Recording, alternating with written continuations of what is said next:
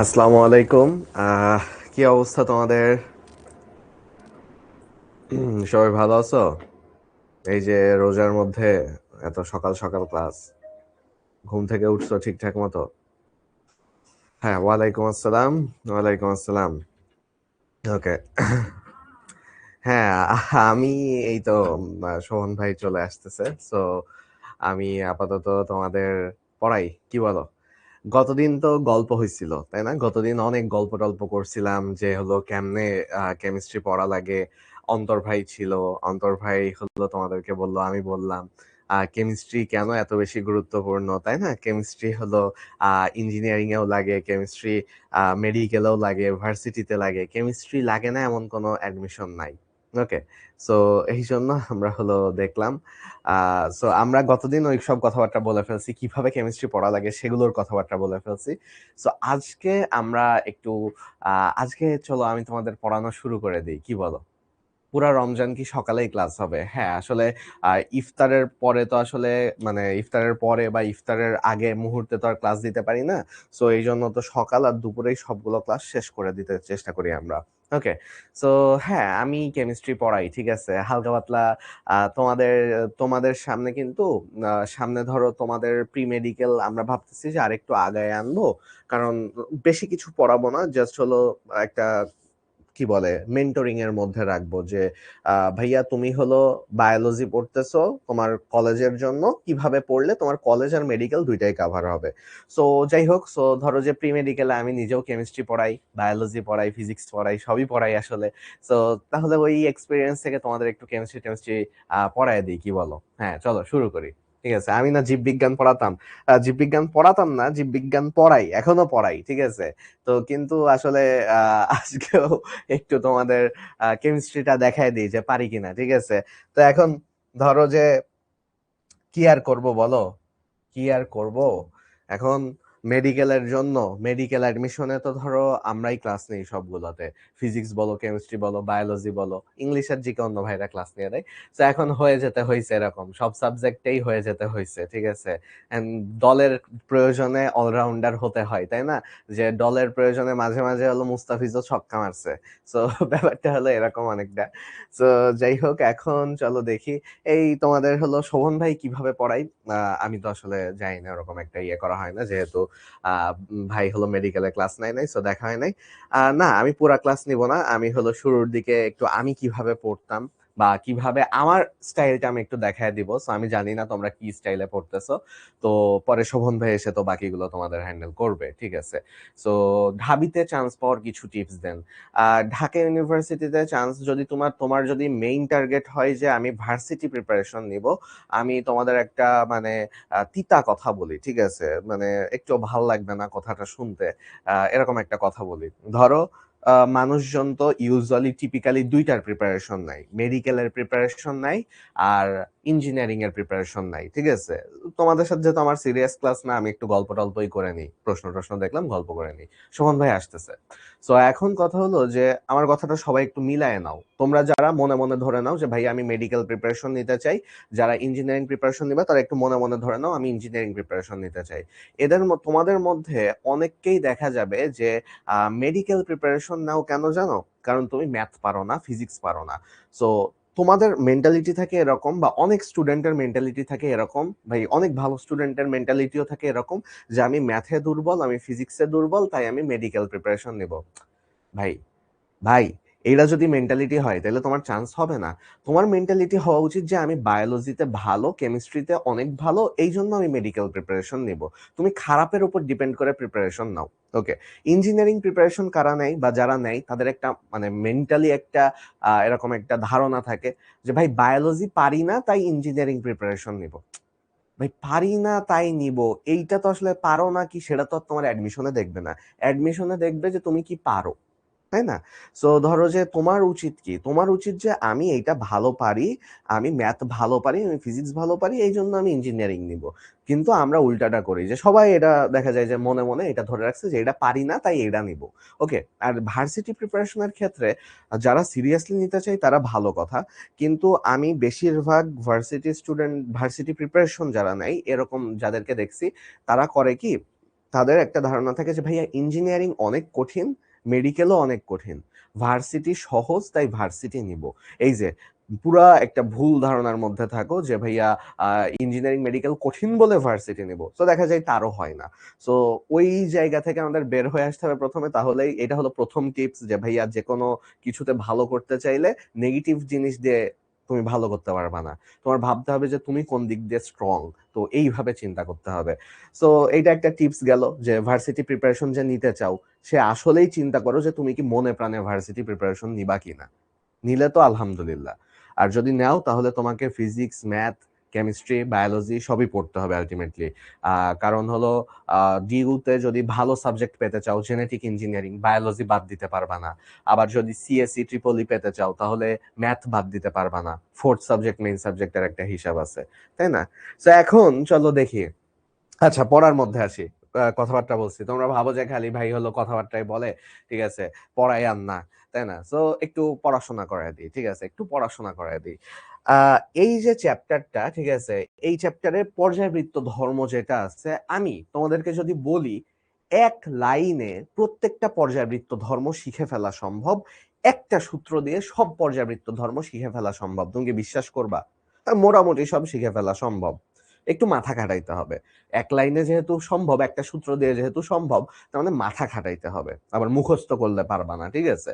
So এবং সেই একটা সূত্র তুমি ভাবতেছো যে ভাই আপনি যে একটা সূত্র শিখাবেন এটা কি ভার্সিটি লেভেলের সূত্র, নাকি এটা হলো মানে একটু পিএইচডি লেভেলের সূত্র? কি এমন সূত্র এক সূত্র দিয়ে পর্যায়ে পুরো একটা চ্যাপ্টার 3 শেষ হয়ে যায়? ভয়ঙ্কর একটা জিনিস, তাই না? সো এখন কথা হলো যে দেখো, আমি তোমাদের যে সূত্রটা শিখাবো সেই সূত্র হলো সেই সূত্রটা হলো কুলম্বের সূত্র, যেটা নাকি আমাদের খুবই পরিচিত একটা জিনিস, কুলম্বের সূত্র। তো ভাইয়া কুলম্বের সূত্র দিয়ে আপনি কি করবেন? চলো দেখি কুলম্বের সূত্র দিয়ে কি করব। তো আমরা তো জানি যে নিউক্লিয়াস, এটা নিউক্লিয়াস, তো নিউক্লিয়াসের মধ্যে কি থাকে? নিউক্লিয়াসের মধ্যে হলো পজিটিভ চার্জ থাকে, ওভারঅল প্রোটন আর নিউট্রন মিলে যেহেতু থাকে। সো নিউক্লিয়াসটাতে ইউজুয়ালি আমরা ধরলাম যে নিউট্রনের কথা বাদ দিলাম, ধরলাম যে অনেকগুলো পজিটিভ চার্জ আছে, অনেকগুলো পজিটিভ চার্জ আছে, নিউট্রন তো চার্জবিহীন, ওকে আপাতত আমরা মনে মনে ধরলাম যে আচ্ছা ওকে খেলাই নিলাম না, ওকে। সো ওকে আমরা খেলাই নিলাম না। এখন কথা হলো যে এইবার বাইরে কি ঘুরতেছে? ইলেকট্রন। বাইরে তো ঘুরতেছে ইলেকট্রন। সো ইলেকট্রন গুলো নেগেটিভ চার্জ বিশিষ্ট, ধরো একটা ইলেকট্রন ঘুরতেছে, বা প্রথম কক্ষপথে দুইটা ইলেকট্রন থাকে। সো যাই হোক, মোট কথা হলো যে বাইরে নেগেটিভ চার্জ, ভিতরে পজিটিভ চার্জ। তো এখন আমি যদি ভাইয়া বলি যে এইখানে পজিটিভ আর নেগেটিভের মধ্যে কোন কি বলে আকর্ষণ বল কাজ করে, তো খুবই সহজে তুমি বলে দিবা যে এখানে হলো কুলম্ব বল কাজ করতেছে, যে ভাইয়া এখানে হলো আমাদের কুলম্ব বল কাজ করতেছে। কি বল? কুলম্ব বল। সো চলো দেখি কুলম্ব বল কাজ করতেছে। ও ভাই চলে আসছেন, আচ্ছা ঠিক আছে ভাই, শুরু করেই দিছিলাম, তো ঠিক আছে। ওকে ভাই, আল্লাহ হাফেজ। আমি তোমাকে পাচ্ছি সব সময় আমার in time of my distress, আমার কষ্টের সময়ে। সো একটা ট্রিট পাওনা হয়ে গেল। ইনশাআল্লাহ ইনশাআল্লাহ ভাই, রোজার মাসে treat। আচ্ছা, তো কিছুটুক তো আগাই দিছো তাই না? না না ভাই, জাস্ট কুলম দিয়ে শুরু করতেছিলাম আমি, কিভাবে কুলম দিয়ে পড়াইতো। আচ্ছা ঠিক আছে, তাইলে আজকে আমাদের টপিক হইল আয়নীকরণ শক্তি। ওয়ালাইকুম আসসালাম রে, আমি ভালো আছি। একটা অ্যানাউন্সমেন্ট আছে, এই মাসের শেষে ঈদের বন্ধে আমি একটা পডকাস্টের আয়োজন করব আমার ফেসবুক গ্রুপ থেকে, গ্রুপ না, আমার ফেসবুক প্রোফাইল থেকেই। ওইখানে আমি একজন ডক্টরকে আনবো, যিনি আমারই কলিগ ইনসাপ্টা ফার্মাসিউটিক্যালের। সো তোমাদের আমি খেয়াল করলাম যে এই বয়সে, স্পেশালি তোমাদের বয়স এখন 16-17 বা অনেকের 18 হয়ে গেছে, তো ওই ডক্টরের সাথে একটা পডকাস্টে বসবো যে তোমাদের এই বয়সে কি কি প্রবলেম হয়, তারপর হইলো কিভাবে এগুলো সলভ করা যায় আমরা না জানার কারণে। স্পেশালি আমি বলা যায় আমার মতো আরো ধরো যে অনেকেই যেখানে আমি এই প্রবলেম ফেস করছি, অবশ্যই বাংলাদেশে 90% ছেলেপেলে এই তোমাদের এই বয়সে এই প্রবলেমগুলো ফেস করে। তো কিভাবে প্রবলেমগুলো সলভ করা যায় ইনশাল্লাহ এটা নিয়ে আমরা কথা বলবো, ঠিক আছে? এই ঈদের বন্ধের মধ্যে একটা পডকাস্ট আসবে, আমি অ্যানাউন্সমেন্ট দিয়ে দিতে পারি, ঠিক আছে? আমার ফেসবুক পেজ না, আমার ফেসবুক প্রোফাইলে সাখাওয়াত শোভনে তোমরা অ্যাড আছো না?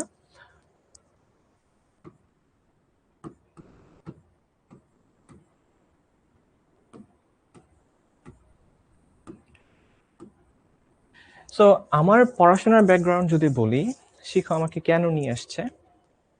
আমার পড়াশোনার ব্যাকগ্রাউন্ড হচ্ছে ফার্মেসি, যেখানে আমার কেমিস্ট্রির ক্যারিয়ার দীর্ঘ সময়ের, প্রায় 6 বছরের, এবং সেই সাথে আমার মেডিসিনাল কেমিস্ট্রিতে, মেডিসিনস বা ঔষধ বা ড্রাগসে আমার কিন্তু বেশ ভালো একটা অভিজ্ঞতা আছে, যেহেতু আমি একটা ফার্মাসিউটিক্যালের সাথেও যুক্ত।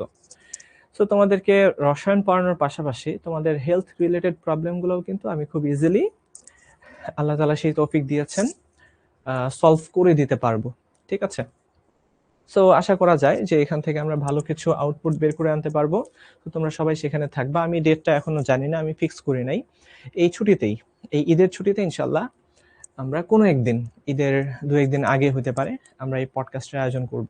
স্পেশালি এই এজে আমরা কোন কোন ভুলগুলা করার কারণে আমাদের হেলথ ইস্যুগুলা তৈরি হয়। কারণ এখন ভাইয়া উঠতি বয়স, এখন তুমি তোমার বডিকে যত নার্চার করবা, এই বডি তোমাকে তত সাপোর্ট দিবে কিসে? তোমার লেটার এজে, তোমার বয়স যখন 35, 40, 45, 50 হবে, তখন তুমি কিভাবে ভালো থাকবা এটা নিয়ে আমরা কথা বলবো, ঠিক আছে?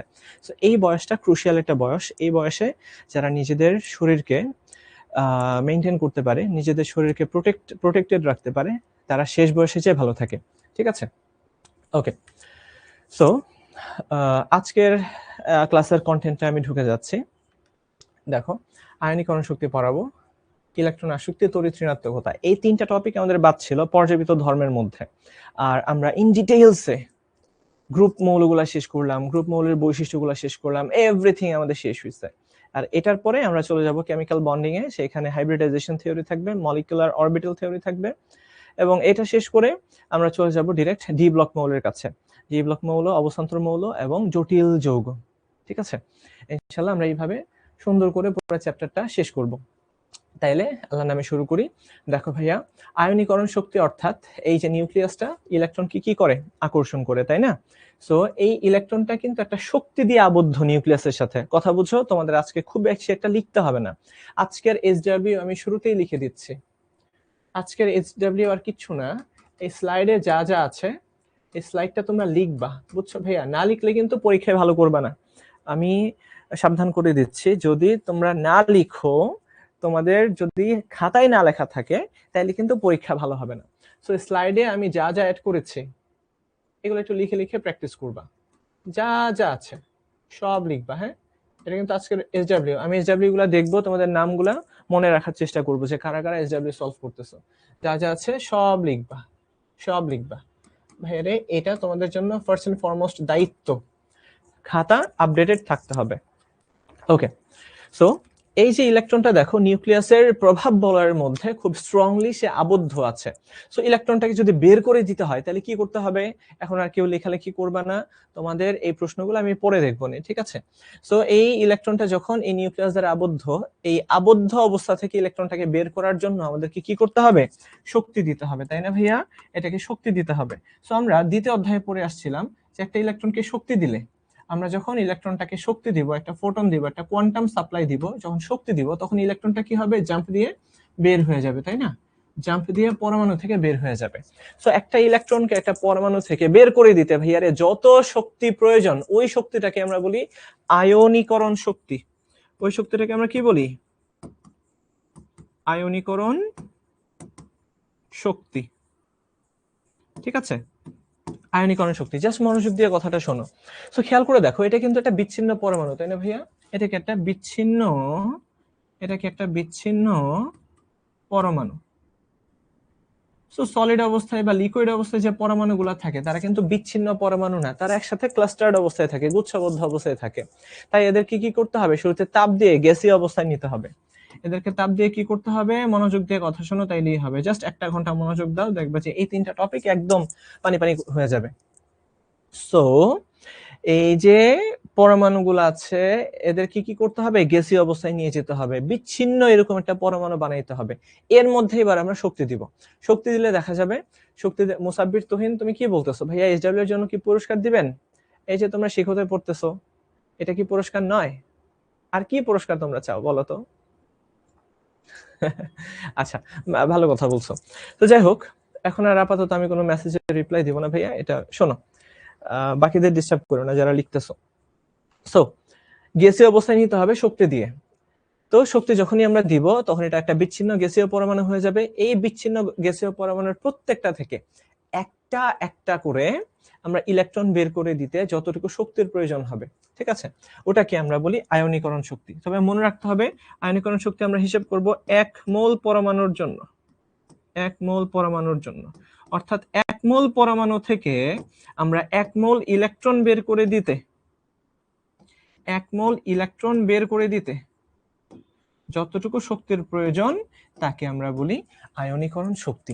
এবং মজার বিষয় হচ্ছে ইলেকট্রন যখন শোষিত হয়, এই আয়নীকরণ শক্তি মানে কি, শক্তি শোষিত হওয়া, তাই না? শক্তি শোষণ করেই ইলেকট্রনটা কই যাবে, উপরের দিকে গমন করবে। সো শক্তি শোষিত হবে। আর আমরা প্রত্যেকে জানি শক্তি শোষিত হওয়া মানেই হলো ডেল্টা এইচ সমান হয়ে যাবে নেগেটিভ। শক্তি শোষিত হওয়া মানে কি, ডেল্টা এইচ সমান ভাইয়া নেগেটিভ। ইয়েস। সো আয়নীকরণ শক্তির মানটা সবসময় ঋণাত্মক পাবো আমরা, ঠিক আছে? প্রথম আয়নীকরণ শক্তির মানটা, স্পেশালি ইলেকট্রন বের করে দেওয়ার জন্য যে আয়নীকরণ শক্তিটা আমাদের প্রয়োজন, সেটা কি ভাইয়া, নেগেটিভ। নেগেটিভ নেগেটিভ, আমি আবারও বলতেছি এটা কিন্তু নেগেটিভ। অর্থাৎ নেগেটিভ মানেই শক্তি শোষিত হওয়া, ঠিক আছে? শক্তি শোষণ হওয়াকে আমরা বলি নেগেটিভ হওয়া, ঠিক আছে? অর্থাৎ ধরো যে আগে আমার কাছে বেশি শক্তি ছিল, এখন আমি শোষণ করে কমায় ফেললাম, ব্যাপারটা এরকম আর কি। শক্তি শোষণ হবে, তাই না? সরি, নেগেটিভ না তো, পজিটিভ। কি বলতেছি, পজিটিভ হবে। সো শক্তি যখন শোষিত হবে, শক্তি যখন শোষিত আমি শোষণ করে নিব, তখন আমার মধ্যে শক্তি বেড়ে যাবে। সো আয়নীকরণ শক্তি হচ্ছে ডেল্টা এইচ এর মানটা পজিটিভ হবে, ঠিক আছে? মাই ব্যাড, আমি ভুল বলছিলাম। ওকে, হ্যাঁ, গুণগত রসায়নে আমি এটা বুঝাইছিলাম যে ভাইয়া কেন এটা পজিটিভ হয় এবং একটা ইলেকট্রন বের করে দিলে কেন শক্তি শোষণ করতে হয়, তাই না? সেটা আমরা গুণগত রসায়নেও দেখিয়েছিলাম। সো তোমাদের পিরিয়ডিক টেবল, এই পিরিয়ডিক প্রপার্টি, এটা বাম থেকে ডানে গেলে তোমরা যদি খেয়াল করো, এটাই আমরা ডেফিনেশনটা লিখে দিলাম, তোমরা লিখবা এখানে। বাম থেকে ডানে গেলে মনে রাখবা আয়নীকরণ শক্তি বাড়বে, আর উপর থেকে নিচে গেলে আয়নীকরণ শক্তি কমবে। কারণ কি ভাইয়া, বাম থেকে ডানে গেলে এই পরমাণুর আকার ছোট হয়ে যায়, যে ব্যাসার্ধ কমে যায়। ব্যাসার্ধ কমে গেলে এই যে নিউক্লিয়াসটা ইলেকট্রনের উপরে যে বল প্রয়োগ করবে, সেই বলের পরিমাণটা বেশি হবে, এই এনার্জির পরিমাণটাও বেশি হবে। তাই দেখা যায় এনার্জি যেহেতু বেশি শক্তিতে ধরে রাখছে ইলেকট্রনটাকে, তাই এই ইলেকট্রনকে বের করতে আমাদের বেশি শক্তি দিতে হবে, ঠিক আছে? সো বাম থেকে ডানে গেলে পরমাণুর আকার কমে যায়, আকার কমে যাওয়ার কারণে ইলেকট্রনটাকে বেশি বলে আকর্ষণ করে, বেশি বলে আকর্ষণ করার কারণে এটা শক্তিটা বেশি, ঠিক আছে? সো এখানে বের করতে আমাদেরকে বেশি শক্তি সাপ্লাই দিতে হবে। তো এই জিনিসটা সহজ, এটা আমরা বুঝলাম। সো এখন আমরা আয়নীকরণ শক্তির কিছু কম্পেয়ার করব। যেমন দেখো ভাইয়া, সোডিয়াম 2 নাম্বার পর্যায়ে আছে আর পটাশিয়াম আছে 3 নাম্বার পর্যায়ে। সরি, এটা 3 নাম্বার পর্যায়ে আছে, এটা আছে 4 নাম্বার পর্যায়ে, তাই না? সো সোডিয়ামের আয়নীকরণ শক্তিটা ভাইয়া পটাশিয়ামের চেয়ে বেশি হবে, কারণ এই সোডিয়াম পটাশিয়ামের উপরে আছে। সোডিয়াম পটাশিয়ামের উপরে আছে। সো এতটুকু বলে দিলেই কিন্তু এটার অ্যান্সারটা হয়ে যাচ্ছে।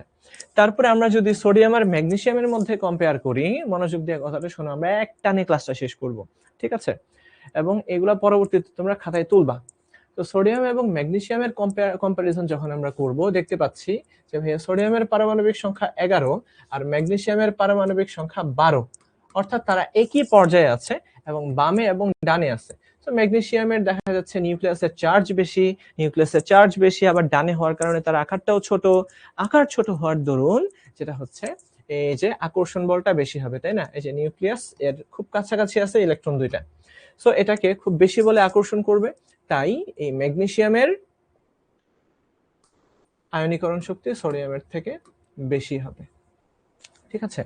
খুব সহজ জিনিস, ম্যাগনেসিয়ামেরটা সোডিয়ামের চেয়ে বেশি হবে।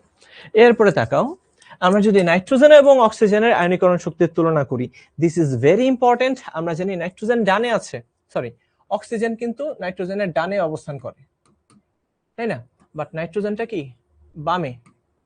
তারপরেও নাইট্রোজেনের প্রথম আয়নীকরণ শক্তি ভাইয়া অক্সিজেনের থেকে বেশি। এখানে আমি একটা টার্ম ইউজ করতেছি, সেটা হলো ভাইয়া প্রথম আয়নীকরণ শক্তি, ঠিক আছে, প্রথম আয়নীকরণ শক্তি কথাটা কি রকম খেয়াল করে দেখো। এই যে অক্সিজেন, কেমন আছেন ভাইয়া? অক্সিজেন কিছু বলবেন? কি অবস্থা, কাদের ক্লাস কি অ্যানাউন্সমেন্ট?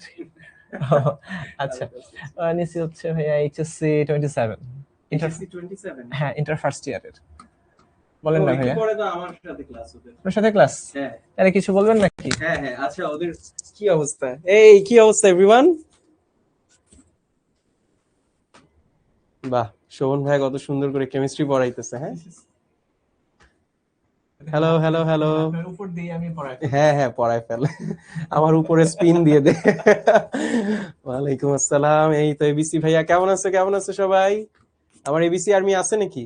এই তো দেখতে পাচ্ছি নাবিলা মুস্তফা ছিল, ধ্রুব দাস আছে, মৌসুমী মৌ আছে, মোর্শেদা আছে, সাবাস। ওকে ওকে, তার মানে নামগুলো ওদের মুখস্থ। হ্যাঁ। দারুণ। আচ্ছা, ওদের ওদের আমি একটু পরে ওদের সাথে আমার ক্লাস আছে, তো তার আগে ওদেরকে একটা কথা বলি, সেটা হচ্ছে নতুন একটা এবিসি ম্যাজিক কিন্তু ইউটিউবে চলে গেছে। তোমরা কি জানো? তোমাদের অন্তর ভাইয়ের বয়স বলে দিছি। অন্তর তাই নাকি? অন্তর হচ্ছে আমাকে বলছে ওর ফ্যামিলি মেম্বার কতজন বাসার, আচ্ছা, সো এখান থেকে আমি ওর বয়স বের করে বলে দিছি। তো তাহলে এই টেস্টটা কি এখনো হয়ে যাবে নাকি? হ্যাঁ, এইটা হ্যাঁ। এটা তো করা যায়, তুই করবি? আমি করি। চল কর। কতক্ষণ লাগবে একটু? 30 সেকেন্ডস।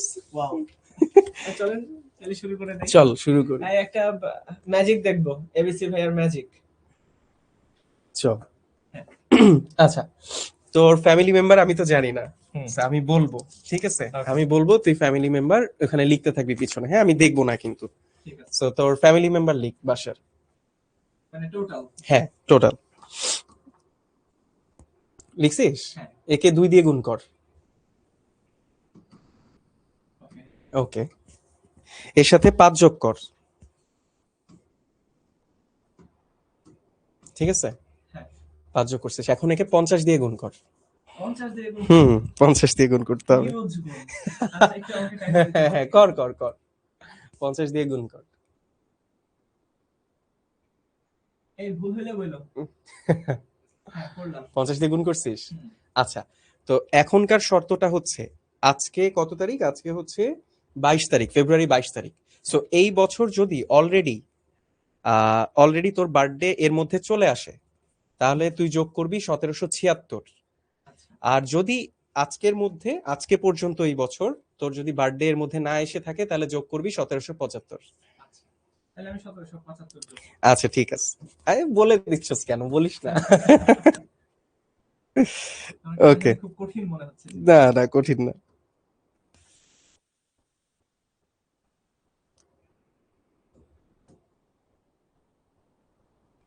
আচ্ছা, এইবার এখান থেকে তোর বার্থ ইয়ারটা বিয়োগ করে দে, জন্মসালটা বিয়োগ করে দে। জন্ম সালটা বিয়োগ করে দিই। হুম, পোলাপানের সামনে বয়স রিভিল হয়ে যাবে রে তোর। সার্টিফিকেটটা দিব। দে, দে। হ্যাঁ হ্যাঁ, অ্যাকচুয়ালটাই দে। করছিস? একটু বিয়োগ করতেছি। তো অঙ্কে একটু কাঁচা তো। ঠিক আছে, সমস্যা নেই।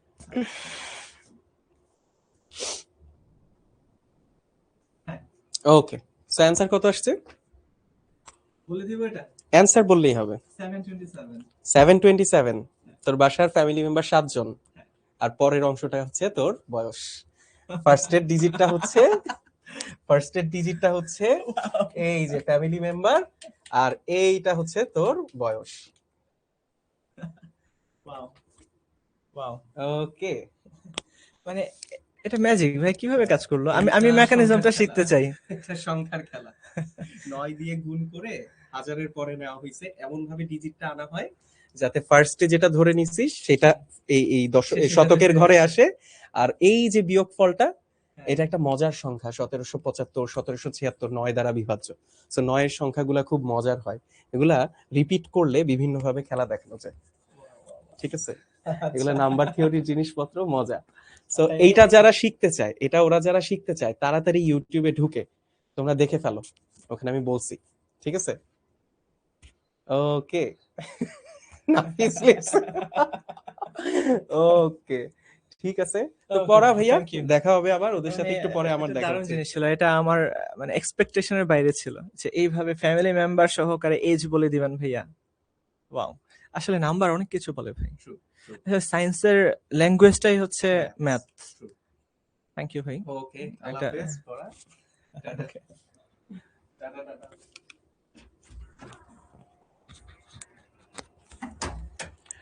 ওকে, তাইলে আমরা যেখানে ছিলাম, ভাইয়াকে আরেকবার ধন্যবাদ দিয়ে দিলাম এত সুন্দর একটা ম্যাজিক দেখা দেওয়ার জন্য। আর আমরা যেখানে ছিলাম, আমরা ছিলাম হচ্ছে আয়নীকরণ শক্তিতে, এবং আয়নীকরণ শক্তির কিছু টার্মস আছে, যেমন ভাইয়া প্রথম আয়নীকরণ শক্তি, দ্বিতীয় আয়নীকরণ শক্তি এবং তৃতীয় আয়নীকরণ শক্তি। একটা ইলেকট্রন বের করতে যে শক্তি, প্রথম ইলেকট্রনটা বের করতে যে শক্তি, তাকে আমরা বলি প্রথম আয়নীকরণ শক্তি। ইজি জিনিস, এটা জাস্ট একটা শব্দের খেলা। তারপরে প্রথমটা যাওয়ার পর সেকেন্ড ইলেকট্রনটা বের করতে যে শক্তি দিতে হবে, ওটাকে আমরা বলবো সেকেন্ড আয়নীকরণ শক্তি। সেকেন্ডটা বের করে ফেলার পর তৃতীয় আরেকটা ইলেকট্রন বের করতে যে শক্তি, ওটাকে আমরা বলি থার্ড আয়নীকরণ শক্তি। ঠিক আছে, ওকে। হ্যাঁ, ভাইয়া তো বুড়ো হয়ে যাচ্ছেন, অ্যাকচুয়ালি তাই, 27 বছর। বাট আমাকে আরো 2 বছর আগে আরো বেশি বুড়া দেখা যেত। ফ্র্যাঙ্কলি স্পিকিং, 2 বছর আগে আরো বেশি বুড়া দেখা যেত। এখন তার চেয়ে আলহামদুলিল্লাহ ভালো আছি। আশা করা যায় আগামী 5-7 বছর আরেকটু ভালো হব। ঠিক আছে, সো ভাইয়া কিভাবে কি করতেছি বা কিভাবে কি করছি, এটাই তোমাদের সাথে আমি আলোচনা করব। ঠিক আছে, ওকে। সো খেয়াল করে দেখো, এই ইলেকট্রনের বিন্যাসটা দেখো। এই ইলেকট্রনের বিন্যাসটা একটু তোমরা খেয়াল করবা। এখানে দেখো একটা ইলেকট্রন আছে যেটা জোড়বদ্ধ অবস্থায়। ঠিক আছে, 3টা ইলেকট্রন ছিল সেম একমুখী স্পিনে, বাট একটা ইলেকট্রন বিপরীত দিকে ঢুকে গেছে, তাই না? অর্থাৎ জোড়বদ্ধ হয়ে গেছে, বিপরীতমুখী স্পিনে প্রবেশ করছে। তো দেখা যাবে আমি যখন এনার্জি সাপ্লাই দিব, খেয়াল করে দেখো, এই অক্সিজেনের সাথে আমি যখন একটা শক্তি দিব, শক্তি দিলে কি হয়, ইলেকট্রন উপরের কক্ষপথে গমন করে, তাই না? আর এমন পরিমাণে শক্তি দিব যাতে একদম পরমাণু থেকে বের হয়ে যায়। তাইলে এরকমটা হবে যে 1s2 2s2, আচ্ছা আমি 2s2টাকে এইভাবেই দেখাই, এভাবে দেখাই। তারপরে 2p, আমি একটা ইলেকট্রনকে বের করে দিলাম, সো 1 2 3, আর 3টা থাকবে, তাই না? আর প্লাস একটা ইলেকট্রন কি হয়ে গেল, মুক্ত হয়ে গেল, একদম বের হয়ে গেল পরমাণু থেকে। তাইলে ভাইয়া একটা ইলেকট্রন বের করতে এই যে যতটুকু শক্তি দেওয়া লাগছে, এটা কি আমরা বলবো আমাদের আয়োনাইজেশন এনার্জি 1। আয়োনাইজেশন এনার্জি 1, অর্থাৎ একটা ইলেকট্রন বের করতে, প্রথম ইলেকট্রনটা বের করতে যতটুকু শক্তি লাগছে। আমরা কি সবাই ক্লিয়ার? ওকে, এরপর খেয়াল করে দেখবা যে এই অক্সিজেনটা কিন্তু হয়ে গেছে অক্সিজেন প্লাস, এই অক্সিজেনটা হয়ে গেছে কি, অক্সিজেন প্লাস। ঠিক আছে, সো অক্সিজেন প্লাস, একবার তো সে পজিটিভ হয়ে গেছে, এবার আরো এনার্জি দিব। সো এবার আমরা দিব IE2। সো এবার আরো যখন আমরা এনার্জি প্রোভাইড করব, এবার অক্সিজেনটা হয়ে যাবে অক্সিজেন প্লাস 2। তো এটাকে আমরা বলবো ভাইয়া দ্বিতীয় আয়নীকরণ শক্তি। দেখো ভাইয়া, শক্তি দিতে হচ্ছে, শক্তি শোষিত হয়ে যাচ্ছে এই জায়গাতে। তারপরে অক্সিজেন 2+, এখান থেকে যদি আমরা আরেকটা ইলেকট্রন বের করতে চাই, তখন আমাদের আরো কিছু পরিমাণে শক্তি দিতে হবে। ঠিক আছে, থার্ড স্টেপ। সো এখান থেকে তৈরি হয়ে যাবে অক্সিজেন 3+। সো দেখা যাচ্ছে যে আমরা যদি কন্টিনিউয়াসলি শক্তি দিতে থাকি, তাহলে একটা একটা করে ইলেকট্রন কিন্তু বের হতে থাকবে। সো আমরা যদি ইলেকট্রন দিতে থাকি, সরি, শক্তি যদি দিতে থাকি, তাইলে একটা একটা করে ইলেকট্রন কি হয়ে যাবে, বের হতে থাকবে। সো এখন তোমাদের কাছে আমার প্রশ্ন, নট অনলি আমার প্রশ্ন, এটা টিচারদের প্রশ্নও থাকবে, যে এই তিনটার মধ্যে সম্পর্ক কি? আয়নীকরণ 1 বড়, আয়নীকরণ শক্তি 2 বড়, নাকি আয়নীকরণ শক্তি 3 বড়? তো এই তিনটার ঊর্ধ্বক্রম বা অধক্রম অনুসারে তোমাদেরকে সাজাইতে হবে। ঠিক আছে, কোনটার মান বেশি? সো তোমরা সবাই হয়তো অলরেডি গেস করে ফেলছো, মাসুমা মৌ বলে ফেলছে অলরেডি অ্যান্সারটা, যে ভাইয়া মারুফ আহমেদ অলরেডি বলে ফেলছে। হ্যাঁ, এখানে সবসময় জোড়বদ্ধ ইলেকট্রনটা সবার আগে বের হবে, এটা বুঝবা, যে জোড়বদ্ধ ইলেকট্রনটা আগে বের হবে। ঠিক আছে, আচ্ছা, মারুফ আহমেদ ঠিক বলছো, মাসুমা মৌ ঠিক বলছো, ঐশ্বরিয়া ঠিক বলছো, যে ভাইয়া IE3টা সব থেকে বড় হবে, তারপরে IE2, তারপরে হইলো IE1। এর কারণটা কি? কারণ যখনই প্রথম ইলেকট্রনটা বের হয়ে গেল, তখন দেখা যাবে ক্যাটায়ন সবসময় তার প্যারেন্ট অ্যাটমের থেকে ছোট হয়, বুঝছো? ক্যাটায়নটা তার প্যারেন্ট অ্যাটমের থেকে ছোট হয়, এটা আমরা আকারের মধ্যে আলোচনা করছি, তাই না? ক্যাটায়নের আকার ছোট হয়। সো অক্সিজেনের থেকে অক্সিজেন প্লাসের আকার ছোট, এই অক্সিজেন প্লাসের চেয়ে অক্সিজেন 2+ এর আকার আরো ছোট। সো আকার যদি ছোট হয়ে যায়, নিউক্লিয়াসটা দেখা যাবে বহিস্থ কক্ষপথের ইলেকট্রনগুলোকে বেশি বলে বা বেশি শক্তিতে ধরে রাখবে। যত বেশি শক্তিতে ধরে রাখবে তাকে বের করতে তত বেশি এনার্জি দিতে হবে। ঠিক আছে? হ্যাঁ, ঠিক আছে প্রতিভা, তোমার এই প্রবলেমটা আমার সাথে শেয়ার করে রাখো, ইনশাআল্লাহ এটা নিয়ে আমি কথা বলবো। এটারও সলভ আছে, খুব ভালো সলভ আছে। ওকে, সো এই হলো অবস্থা যে একটা একটা করে ইলেকট্রন বের করব আর বেশি বেশি শক্তি দিতে হবে। সো এটাই হচ্ছে আমাদের আয়নীকরণ শক্তির ব্যাপারটা। সো এখানে যে প্রবলেমটা আমরা ফেস করতেছি সেই প্রবলেমটা হইলো যে ভাইয়া নাইট্রোজেন এবং অক্সিজেন এই দুইটার আয়নীকরণ শক্তির তুলনা। আমরা দেখতে পাই যে নাইট্রোজেনের অবস্থান অক্সিজেনের বামে হওয়া সত্ত্বেও নাইট্রোজেনের আয়নীকরণ শক্তি ভাইয়া অক্সিজেনের থেকে বেশি। এর কারণটা একটু খেয়াল করে দেখো, নাইট্রোজেনের ইলেকট্রন বিন্যাসে আমরা দেখতে পাই 1s2 2s2 2p3 2p3। এখানে আমি একটা তিন বন্ধুর গল্প বলবো, ঠিক আছে? গল্পটা একটু মাথায় রাখবা। তিন বন্ধু এরকম দেখো, প্রত্যেকেই সেম স্পিনে আছে, একমুখী স্পিনে আছে, প্রত্যেকে বেজোড়। ঠিক আছে, তিনটা রুম আছে, তিন বন্ধু গেল, বা তিন রুমের চিন্তা বাদ দাও, যে তিন বন্ধু এক জায়গাতে বসে আছে, একদম সবাই সমমনা। বুঝতে পারছো? হ্যাঁ, নোট করার পর বইটা সময় থাকলে পড়তে পারো, বাট নট নেসেসারি যে তোমাকে বই পড়তে হবে। যদি পড়ো তাহলে বেটার, এটা পড়লেও যথেষ্ট। এখান থেকেই পরীক্ষায় দেখবা তোমার এমসিকিউ এবং সিকিউ কমন পড়ে যাচ্ছে। সো আমরা যেটা বলতেছিলাম, এখানে দেখো তিনটা ইলেকট্রন একদম সেম স্পিনে আছে, একমুখী স্পিনে আছে। বাট অক্সিজেনের ক্ষেত্রে দেখা যাচ্ছে এই তিনটা ইলেকট্রন সেম একমুখী ভাবে আছে, ক্লকওয়াইজ ভাবে আছে, বাট একটা ইলেকট্রন বিপরীত দিকে আছে। এটার মানে কি? মানে হইলো এই তিন বন্ধু একদম সমমনা, প্রত্যেকের থিঙ্কিং সেম, এদের সাথে খুব ভালো মিলে। বুঝছো? যখন আমাদের মধ্যে বন্ধুত্ব হয় বা বন্ধুদের সাথে, তখন আমরা দেখি যে কথা বললে কার সাথে একটু আপন আপন ফিল হয়, আস্তে আস্তে তার সাথেই কিন্তু বন্ধুত্ব গাঢ় হয়ে যায়। তো তিন বন্ধু অনেকটা এরকমই। এর মধ্যে আরেকটা বন্ধু এসে ঢুকলো যে কিনা একদমই উল্টা পাল্টা। ঠিক আছে, কথা বলবে তার কথা সহ্যই হবে না, মেয়েরা একটু ভালো রিলেট করতে পারবে জিনিসটা। তো এমন একজন আসলো যার কথা ভালো লাগে না, যাকে রাখতে ইচ্ছা করে না, তাও জোর জবরদস্তি করে একজন এসে ঢুকলো। এখন আমাকে বলো তো, তোমরা কি এই বন্ধুকে পাশে রাখতে চাইবা, নাকি ওরে ধাক্কা মেরে বের করে দিবা? রিয়েল লাইফে ধাক্কা মেরে বের করে দেওয়া লাগবে না, বাট যদি সুযোগ আসতো তোমরা কিন্তু এই কাজটাই করতা, বলতে যাই তুই বেরো, তখন আমাদের এই আড্ডার মধ্যে লাগবে না। সো অক্সিজেনের 8 নাম্বার ইলেকট্রনটা অনেকটা এরকমই হয়ে গেছে। তিন বন্ধু একদম হুবহু সেম, কিন্তু 4 নাম্বার বন্ধু এমন ভাবে আসছে যে তাদের আড্ডা নষ্ট করে দিচ্ছে, একটা কথা বলে আর আড্ডাটা নষ্ট, কথা বলে মজা নষ্ট। সো এরকম। তো দেখা যাচ্ছে কি যে অক্সিজেনের ইলেকট্রন সংখ্যা বেশি হওয়া সত্ত্বেও তার ইলেকট্রন বিন্যাসটা দেখা যাচ্ছে আনস্টেবল, অর্ধপূর্ণ অবস্থায় নাই। তো নাইট্রোজেন অর্ধপূর্ণ অবস্থায় থাকার জন্য এই ইলেকট্রন বিন্যাসটা এত বেশি স্টেবল যে এইখান থেকে একটা ইলেকট্রনকে বের করাটা একটু টাফ হয়। বাট অক্সিজেনের প্রথম ইলেকট্রনটাকে খুব ইজিলি বের করে দেওয়া যায়। এই জন্য আমরা বলি যে প্রথম আয়নীকরণ শক্তি অক্সিজেনের থেকে নাইট্রোজেনের বেশি। কারণ হচ্ছে ভাইয়া, নাইট্রোজেনের ইলেকট্রন বিন্যাসটা হচ্ছে বেশি স্থিতিশীল। এখানে সব ব্যাখ্যা আমি লিখে দিচ্ছি ভাই, সব ব্যাখ্যা এখানে দেওয়া আছে। সো তোমরা এগুলা দেখে অবশ্যই লিখবা। এটা এক্সামে কিন্তু 2 নাম্বার বা 3 নাম্বার প্রশ্নে আসবে। ঠিক আছে, 2 অথবা 3 নাম্বার প্রশ্নে এই ব্যাখ্যাগুলো আসে। ঠিক আছে, ওকে। তারপর আমরা চলে যাই আর্সেনিক এবং selenium. Not only arsenic selenium, দেখো ভাইয়া এই যে নাইট্রোজেন অক্সিজেন। তো নাইট্রোজেনের নিচে কারা কারা আছে? নলকূপের পানিতে আর্সেনিকের সমস্যা বিদ্যমান, তাই না? সবগুলাই। তারপরে ও এস এস ই তে পড়লেই লাভ। সো এই সবগুলার ক্ষেত্রে সেম, যে নাইট্রোজেনের অক্সিজেনের থেকে বেশি, ফসফরাসের সালফারের থেকে বেশি, আর্সেনিকের সেলেনিয়াম থেকে বেশি, অ্যান্টিমনির টেলুরিয়াম থেকে বেশি, বিসমাথের লিভারমোভিয়াম থেকে বেশি। সো গ্রুপ 15 এর মৌলসমূহের প্রথম আয়নীকরণ শক্তি গ্রুপ 16 এর মৌলসমূহের প্রথম আয়নীকরণ শক্তি থেকে বেশি। ঠিক আছে, এই কারণেই। তারপরে চলে আসে বেরিলিয়াম অর্থাৎ গ্রুপ 2, আরেকটা কম্পারিজন চলে আসে গ্রুপ 2 এবং গ্রুপ 13 এর মধ্যে।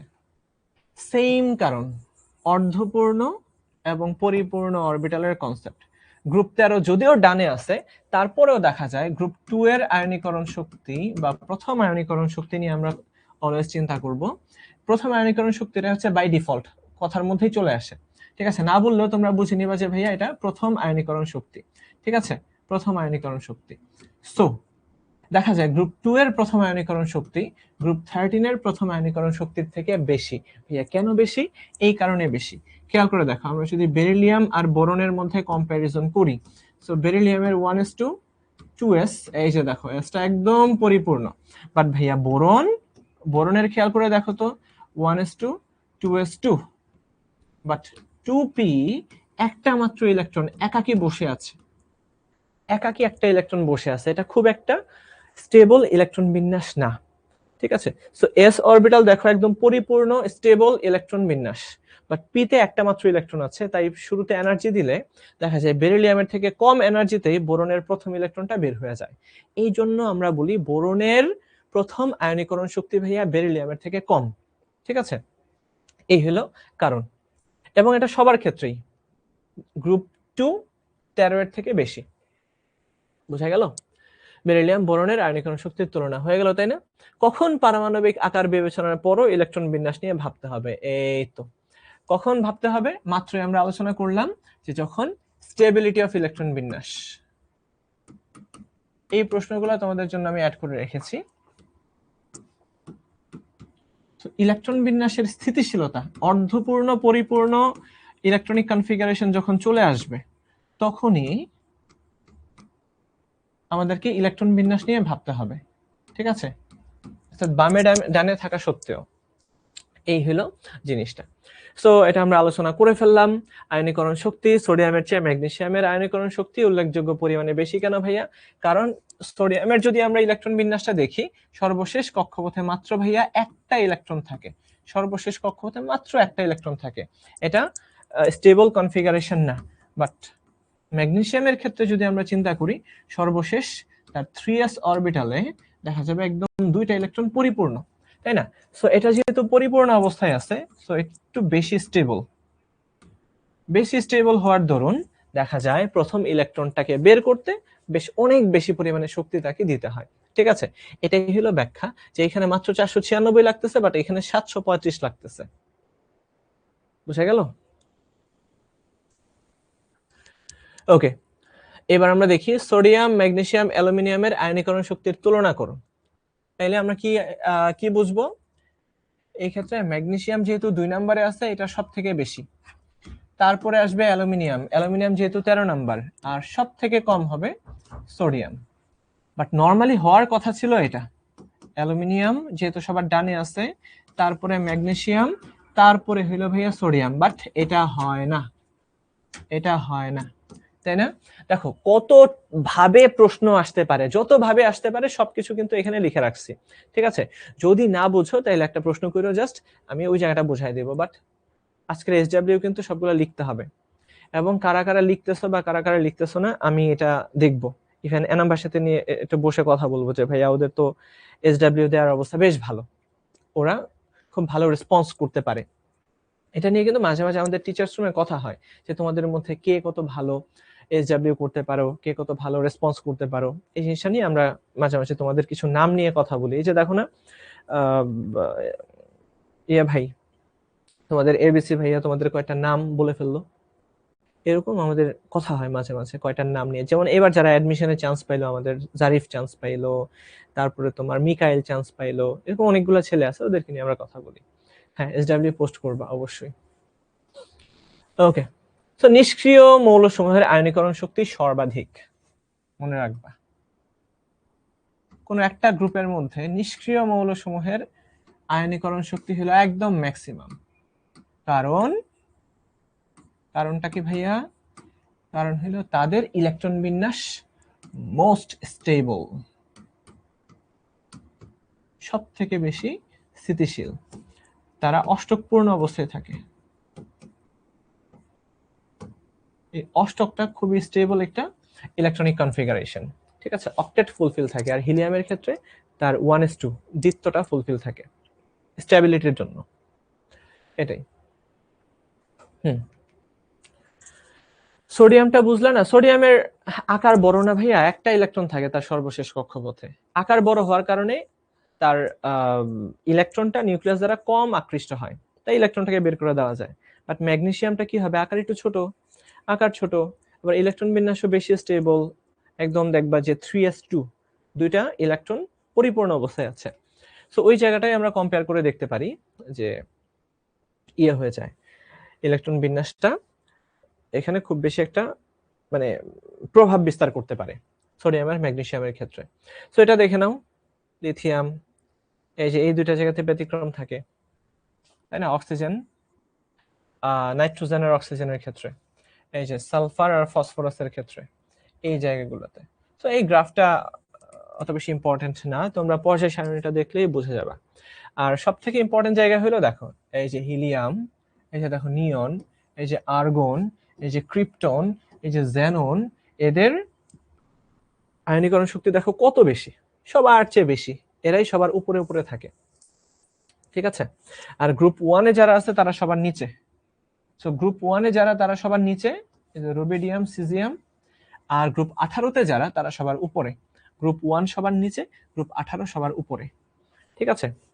এই গ্রাফটা দিয়ে আমরা এটাই বুঝতে পারি। ওকে, এই ভ্যালুগুলো মুখস্থ করার দরকার নাই, আমি কেটে দিলাম, এগুলো জাস্ট তোমাদের দেখার জন্য, ঠিক আছে? সো ডানে বামে উপরে নিচে এই বিষয়টা আমরা বুঝতে পারলাম। সো আয়নীকরণ শক্তি ডান, আয়নীকরণ শক্তি কি ডান। ভাইয়া এনার্জি বলতে, না এনার্জি বলতে হবে এরকমটা না, এনার্জি বলতে হবে এরকমটা না, তুমি চাইলে এইভাবে লিখতে পারো যে এই যে ডেল্টা এইচ অথবা আইই, তবে অবশ্যই চিহ্নটা কিন্তু ইম্পর্টেন্ট, ঠিক আছে? এই ক্ষেত্রে যেহেতু শক্তি শোষিত হয়, তুমি একটা প্লাস চার্জ দিয়ে দাও, প্লাস দিয়ে দাও, তাইলে বেটার, ঠিক আছে? চার্জ না, সরি, এটা একটা এটা বোঝাচ্ছে যে শক্তি সে শোষণ করতেছে, ঠিক আছে? ওকে আসিফুল ইসলাম, তোমার এই প্রবলেমটাও আমরা ইনশাল্লাহ সলভ করব, ঠিক আছে?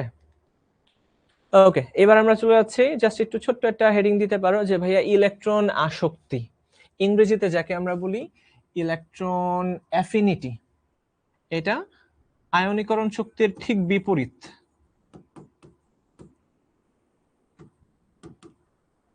আয়নীকরণ শক্তির ঠিক বিপরীত, একদম উল্টা। যে ভাইয়া রে, আয়নীকরণ শক্তি আমরা বলছিলাম যে ইলেকট্রনটাকে বের করতে যতটুকু শক্তি দিতে হবে, আর ইলেকট্রন আসক্তি হইল বাহির থেকে একটা ইলেকট্রনকে ভেতরে নিয়ে আসতে কতটুকু শক্তি নির্গত হবে। তার মানে ইলেকট্রন আয়নীকরণ শক্তিতে আমরা দেখতে পাইছি শক্তি শোষিত হয়,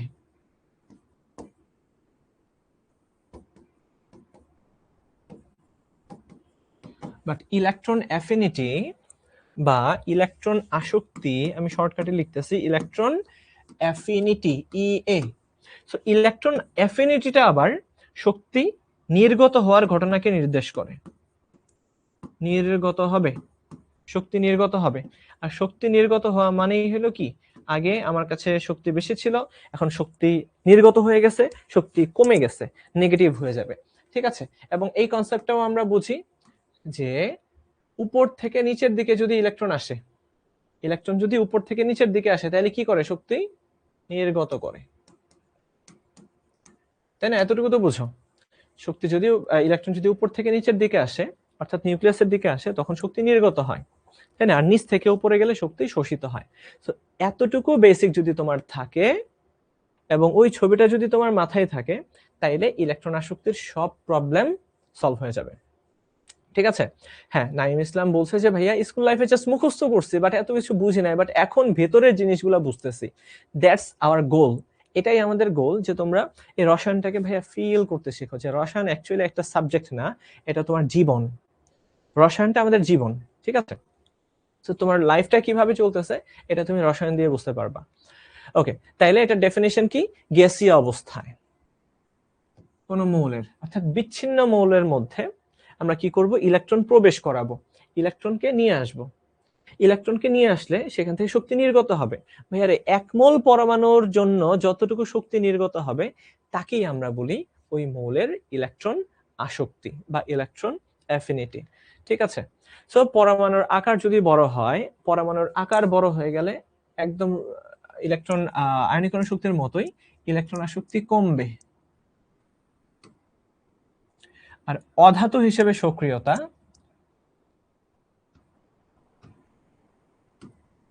কমবে। ঠিক আছে, ওকে। সো এটা একটা পর্যাবৃত্ত ধর্ম, বাম থেকে ডানে গেলে ইলেকট্রন আসক্তি বাড়ে, আর উপর থেকে নিচের দিকে গেলে ইলেকট্রন আসক্তি কমে, হুবহু আয়নীকরণ শক্তির মতোই। ওকে, হ্যালোজেন সমূহের ইলেকট্রন আসক্তির ক্রম, এই জায়গাতে একটা প্রবলেম দেখা যায়, জাস্ট একটাই ব্যতিক্রম আছে, লিখে রাখো বা একটু মাথায় রাখো, আমি এখানে লিখে দিচ্ছি, ইলেকট্রন অ্যাফিনিটি এর একটাই ব্যতিক্রম,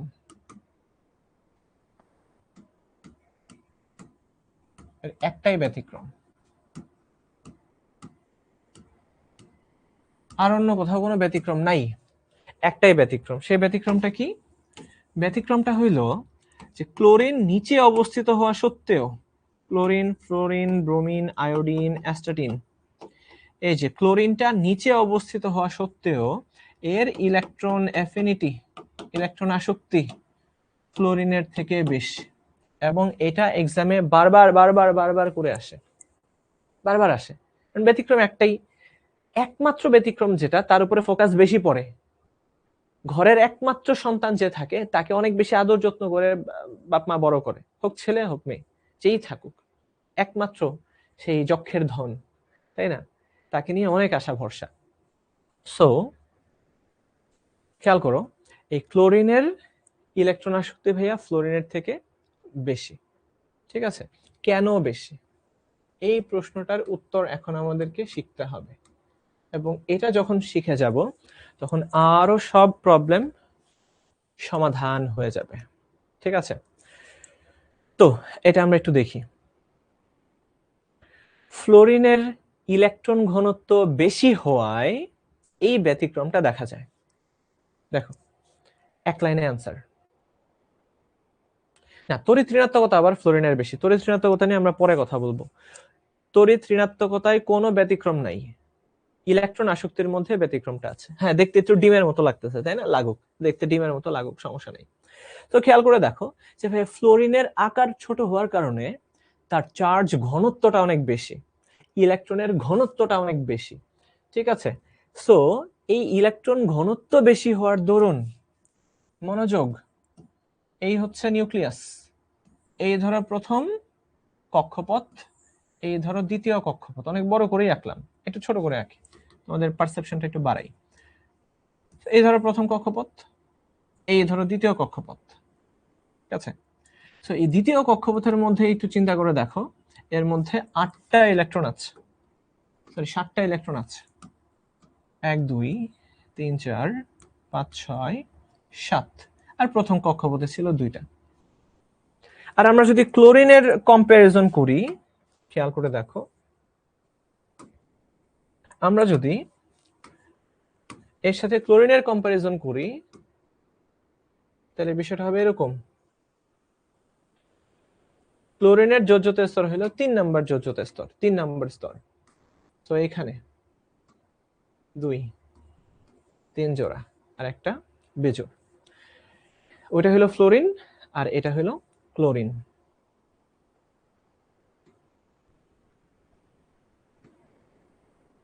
এই এবার চিন্তা করে দেখো, এই ফ্লোরিনের 2 নাম্বার স্তরটা বেশ ছোট কিন্তু, তাই না, আর 2 এর তুলনায় 3 অনেক বড়, 1 এর তুলনায় 2 অনেক বড়, 2 এর তুলনায় 3 আবার অনেক বড়। সো এই 2 নাম্বার কক্ষপথে ফ্লোরিনের 8টা ইলেকট্রন আছে, আর সরি 7টা ইলেকট্রন আছে, আর ক্লোরিনের 3 নাম্বার কক্ষপথে 7টা ইলেকট্রন আছে। তাহলে তোমরাই চিন্তা করো, অল্প জায়গার মধ্যে বেশি ইলেকট্রন, তাহলে এখানে ঘনত্ব বেশি। সো ভাইয়ারে, ঘনত্ব যদি বেশি হয়, নতুন করে কি আর কেউ সেখানে ঢুকতে চাইবে? ধরো যে 2টা রুম আছে, সমান আকৃতির বা আকারের বা স্পেসের 2টা রুম, একটা রুমের মধ্যে 50 জন বসে আছে গাদাগাদি করে, আরেকটা রুমের মধ্যে 10 জন বসে আছে খুব আরামসে। তোমাকে যদি বলা হয় যে কোনো একটা রুমে যেয়ে বসো, আধা ঘন্টার জন্য তুমি যে কোনো একটা রুমে যেয়ে বসো, তুমি কোন রুমে যেয়ে বসবা? স্বতঃস্ফূর্ত ভাবে বলা হলো তুমি যেয়ে বসো, অবশ্যই এমন একটা রুমে যাবে যেখানে আরাম করে বসা যায়, যেখানে বিকর্ষণ কম অনুভূত হবে, তাই না? সো দেখা যাচ্ছে ইলেকট্রন যখন স্বতঃস্ফূর্ত ভাবে ঢুকবে একটা পরমাণুর ভেতরে, 10 জনের রুমে যেয়ে ঢুকবা, একটা ইলেকট্রন স্বতঃস্ফূর্ত ভাবে পরমাণুর মধ্যে প্রবেশ করবে, যেইখানে সে কম বাধার মুখোমুখি হবে ইলেকট্রনটা সেখানেই যাবে। কারণ এখানে আমরা দেখতে পাচ্ছি যে অনেক বেশি ইলেকট্রন আছে, তাদের মধ্যে বিকর্ষণ বেশি প্রযুক্ত হবে।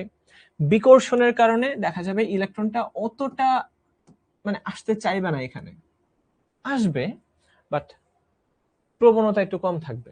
বাট এই ক্ষেত্রে আমরা দেখতে পাচ্ছি এই ইলেকট্রনটা যখন আসবে খুব লাফিয়ে লাফিয়ে আরাম করে আসবে। তো এই ক্ষেত্রে ইলেকট্রন যুক্ত হওয়ার প্রবণতাটা বেশি দেখা যায়।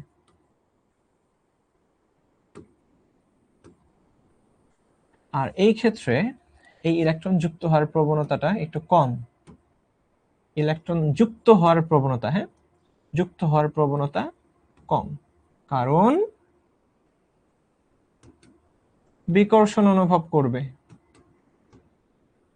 বিকর্ষণ বেশি বিকর্ষণ অনুভব করে। ক্লিয়ার কিনা পুরো জিনিসটা আমাকে একটু জানাও। মাশাআল্লাহ, তোমরা 350 জন ক্লাসের মধ্যে আছো ম্যাক্সিমাম এখন এই পর্যন্ত। আমি ভাবছিলাম যে সকালবেলা ক্লাস, তোমাদের অনেকের কলেজ থাকে, হয়তোবা ক্লাস আরো কম, মানে স্টুডেন্ট আরো কম থাকবে। বাট আমার ধারণা তোমরা ভুল প্রমাণিত করছো, তোমরা অনেকেই এসে জয়েন করছো। বেটার, ওকে, ফুল ক্লিয়ার। সো ঘনত্ব বেশি হওয়ার কারণে এই ইলেকট্রনটা আর আসতে চাইবে না, বিকর্ষণ বল অনুভব করবে বেশি। ওকে, সো যে কোনো মৌলের দ্বিতীয় ইলেকট্রন আসক্তির মান, এটা আরেকটা গুরুত্বপূর্ণ প্রশ্ন, ভেরি ইম্পর্টেন্ট, আইপি ইম্পর্টেন্ট, ঠিক আছে, আমরা ভিআইপি দিয়ে ভেরি ইম্পর্টেন্ট কি বুঝবো। তো আরেকটা ভিআইপি মার্কা প্রশ্ন, সেটা হলো যে কোনো মৌলের দ্বিতীয় ইলেকট্রন আসক্তির মান ধনাত্মক হয় কেন। আমরা নর্মালি জানি যে সেটা হইলো যে তোমার ইলেকট্রন আসক্তির মানটা ঋণাত্মক হয়, কারণ একটা ইলেকট্রন যখন স্বতঃস্ফূর্তভাবে প্রবেশ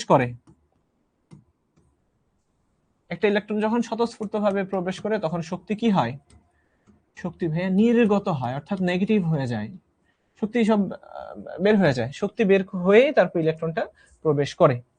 সেম ভাবে ক্লোরিনের ক্ষেত্রেও, তাই না, ক্লোরাইড মাইনাস, এই ক্ষেত্রেও কি দেখা যায় শক্তি নির্গত হয়, সব ক্ষেত্রেই, স্পেশালি অধাতুগুলোর ক্ষেত্রে এটা ঋণাত্মক হয়। বাট এইখানে একটা কিন্তু আছে, সেই কিন্তুটা কি, কিন্তুটা হইল যাদের একাধিক ইলেকট্রন নেওয়ার ক্যাপাসিটি আছে, যেমন অক্সিজেন, যেমন নাইট্রোজেন, ঠিক আছে, তাদের ক্ষেত্রে দেখা যায় প্রথম ইলেকট্রন আসক্তিটা মানে এজ ইউজুয়াল আমরা যেটা চিন্তা করছি ঋণাত্মক হয়, অর্থাৎ আরাম করে ইলেকট্রনটা এসে ঢুকবে, ঋণাত্মক হইল। কিন্তু যখনই এই অক্সিজেনটা নেগেটিভ হয়ে গেল একবার, সেকেন্ড আরেকটা ইলেকট্রন প্রবেশ করার জন্য তখন সে আর অতটা আরাম পায় না, কথা বুঝছো, এবং সেকেন্ড কন্ডিশনে দেখা গেল যে এটা হয়ে যায় পজিটিভ, এটা হয়ে যায় বাই পজিটিভ। এর কারণ কি, কারণ হলো যখন একটা ইলেকট্রন প্রবেশ করলো তখন অলরেডি সেটা ঋণাত্মক হয়ে গেছে। এই যে দেখো এটা কি হয়ে গেছে, একটা ঋণাত্মক চার্জ বিশিষ্ট আয়ন হয়ে গেছে, বা যাকে আমরা অ্যানায়ন বলি। সো একটা অ্যানায়নের কাছে আরেকটা ইলেকট্রন কেন আসবে, একটা অ্যানায়নের কাছে আরেকটা ইলেকট্রন কেন আসবে, আসবে না তো, বিকর্ষণ অনুভব করবে। এর কারণ এখানে ভাইয়া অলরেডি ইলেকট্রন ডেনসিটি বেড়ে গেছে। তো এই সেম কথা, ইলেকট্রন ডেনসিটি যেহেতু বেশি হয়ে গেছে তখন এই ইলেকট্রনটাকে একটু জোর করে প্রবেশ করতে হয়, এটা স্বতঃস্ফূর্ত থাকে না। তো এই সেকেন্ড প্রসেসটা হয়ে যায় অস্বতঃস্ফূর্ত, সেকেন্ড ইলেকট্রনটার খুব সহজে প্রবেশ করতে পারে না, ঠিক আছে। স্বতঃস্ফূর্ত হলে ইজিলি ইলেকট্রনটা এসে ঢুকে যায়। বাট সেকেন্ড কন্ডিশনে আমরা দেখতে পাচ্ছি সে যেহেতু নেগেটিভ হয়ে গেছে, আরেকটা ইলেকট্রনকে সে আর নিতে চায় না, ঠিক আছে, কারণ এখানে ভাইয়া ইলেকট্রন ঘনত্ব কি হয়ে গেছে, বেড়ে গেছে। পারবা না লিখতে? তো ইলেকট্রন ঘনত্ব বেড়ে যাওয়ার কারণে পরবর্তী ইলেকট্রনগুলো আসতে বাধার মুখোমুখি হয়, তাই এটা পজিটিভ চার্জ বিশিষ্ট হয়ে যায়, পজিটিভ ধর্মী হয়ে যায়। এই না, মাইনাসে মাইনাসে প্লাস হয়ে গেছে এটা বলা যাবে না, মাইনাসে মাইনাসে প্লাস হয়ে গেছে এটা বলা যাবে না, কারণ এই ম্যাথমেটিক্সটা এইভাবে কাজ করে না। এই ম্যাথমেটিক্স কাজ করে হচ্ছে তোমার, এটা কি স্বতঃস্ফূর্ত ভাবে আসলো, শক্তি ছেড়ে দিয়ে আসলো নাকি তাকে উল্টা শক্তি দিয়ে ঢোকাইতে হয়েছে। ব্যাপারটা এরকম। দেখো আমরা এই মার্কারটাকে যখন আমার এই হাত থেকে উপরের দিকে উঠাবো, অবশ্যই তার মধ্যে শক্তি প্রয়োগ করতে হবে, তাই না? শক্তি দিতে হবে, কারণ যে কোনো অস্বতঃস্ফূর্ত পরিবর্তনে শক্তি শোষিত হয়, এটা মনে রাখবা। এই কনসেপ্টটা যাদের আছে তারা অলরেডি বুঝে গেছো, আর এই কনসেপ্টটা যাদের নাই তারা আরেকবার একটু ক্লিয়ার হও যে একটা বস্তুকে যখন তুমি বলের বিপরীতে কাজ করাবা বা সরণ ঘটাবা, ধরো এই বস্তুটা ভূমিতে আছে, ভূমিতে সে স্টেবল অবস্থায় পড়ে আছে, এখন পৃথিবী তাকে নিচের দিকে আকর্ষণ করে। এখন তুমি যদি এই আকর্ষণ বলের বিপরীতে উপরের দিকে নিতে চাও বস্তুটাকে, তখন এর মধ্যে শক্তি প্রয়োগ করতে হবে mgh পরিমাণে। তো এই mgh পরিমাণে শক্তি এই বস্তুটার মধ্যে জমা হবে, যাকে আমরা বিভব শক্তি বলি। অর্থাৎ অলওয়েজ এটা মনে রাখবা, কোনো বলের বিপরীতে কাজ করতে গেলেই শক্তি দিতে হবে, শক্তি শোষণ করতে হবে। শক্তি এর মধ্যে বেড়ে গেছে তখন। এখন এটা কাজ করো, এখান থেকে আবার যদি ছেড়ে দাও, সে স্বতঃস্ফূর্তভাবে নিচের দিকে নামবে। সে যতটুকু শক্তি শোষণ করছিল ঠিক ততটুকু শক্তি আবার সে ছেড়ে দিবে। সেম ঘটনাটা পরমাণুর মধ্যেও ঘটে, ঠিক সেম ঘটনাটা পরমাণুর মধ্যে ঘটে। কিভাবে ঘটে? এই যে পরমাণুর নিউক্লিয়াস আছে ধনাত্মক চার্জ, আর ভাইয়া বাইরে আছে ইলেকট্রন ঋণাত্মক চার্জ। অবশ্যই এই ঋণাত্মকটা ধনাত্মকের আকর্ষণে নিচের দিকে নামবে স্বতঃস্ফূর্তভাবে, ঠিক যেভাবে বলটা নিচের দিকে পড়ে গেছে। তখনই এখান থেকে শক্তি নির্গত হয়, স্বতঃস্ফূর্তভাবে ভেতরের দিকে আসে। আর যখন এই স্বতঃস্ফূর্ত ইলেকট্রনটাকে, স্টেবল ইলেকট্রনটাকে তুমি টেনে টেনে বাইরে বের করবা, সেম ঘটনা এটার মতো।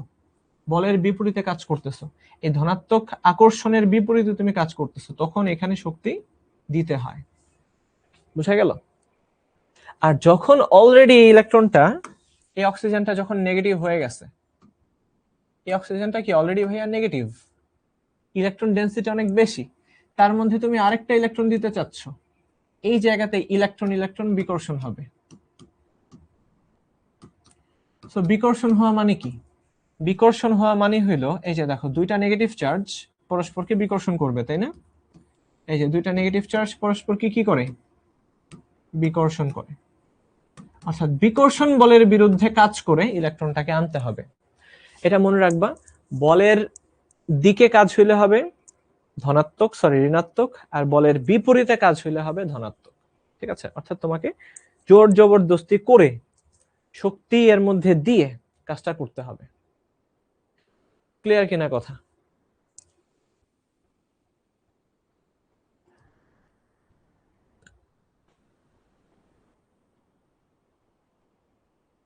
ইয়েস, শক্তি বিকিরণের পরিবর্তে এই ক্ষেত্রে শক্তি শোষিত হবে। এই যে ফিজিক্সটা তোমাদের যদি ক্লিয়ার থাকে, ইয়েস ক্লিয়ার, দারুণ। এতটুকু ফিজিক্স যদি তোমাদের ক্লিয়ার থাকে, যেটা আমি গুণগত রসায়নে পড়াইছি, তাইলে এই ধরনের প্রবলেম আসলে কোনো প্রবলেমই না, এটা একদম সিম্পল। ঠিক আছে? ওকে, সো ইলেকট্রন আসক্তি শেষ করে আমি তোমাদেরকে 5 মিনিটের একটা ব্রেক দিব, তবে একটা শর্তে, যদি তোমরা এখন যতজন আছো ততজন যদি আবারও 5 মিনিট পরে ফিরে আসো, ঠিক তখনই আমি ব্রেকটা দিব, একটু মাথাটাকে রিফ্রেশ করার জন্য। এখন 332 জন আছো, অবশ্যই 332 জনকেই থাকতে হবে। ঠিক আছে? 12টা 15 বাজে, ইনশাল্লাহ আমরা 12টা 20-এ শুরু করব।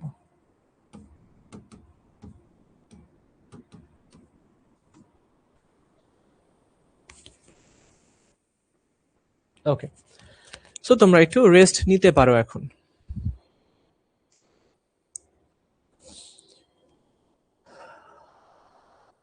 পাঁচ মিনিট।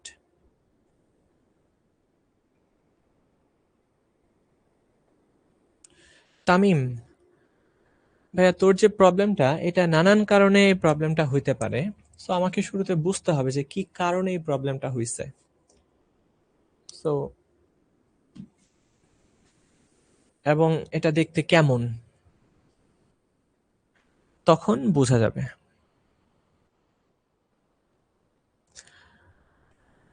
পক্সের মতো দাগ না? চিকেন পক্স কি হয়েছিল তোর?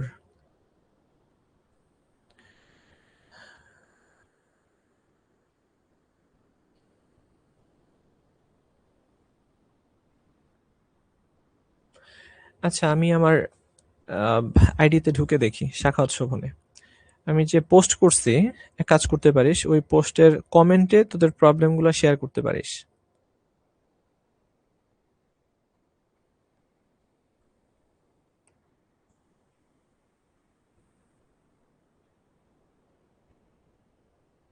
ঠিক আছে?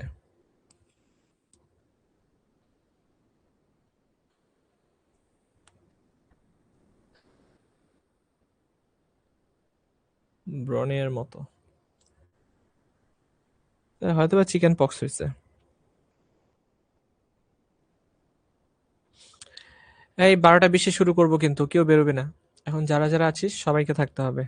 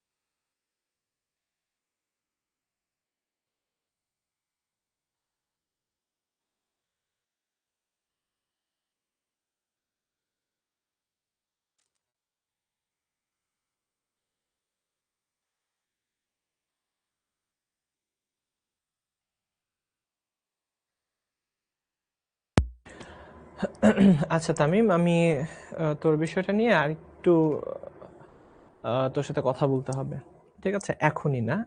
আর আমি প্রয়োজনে কিছু ডক্টরও সাজেস্ট করে দিব না যে কোন ডক্টরের কাছে যেতে হবে। সো এটা এইভাবে হবে না, ঠিক আছে? একটু আর একটু কথা বলতে হবে। আচ্ছা, আমরা শুরু করি।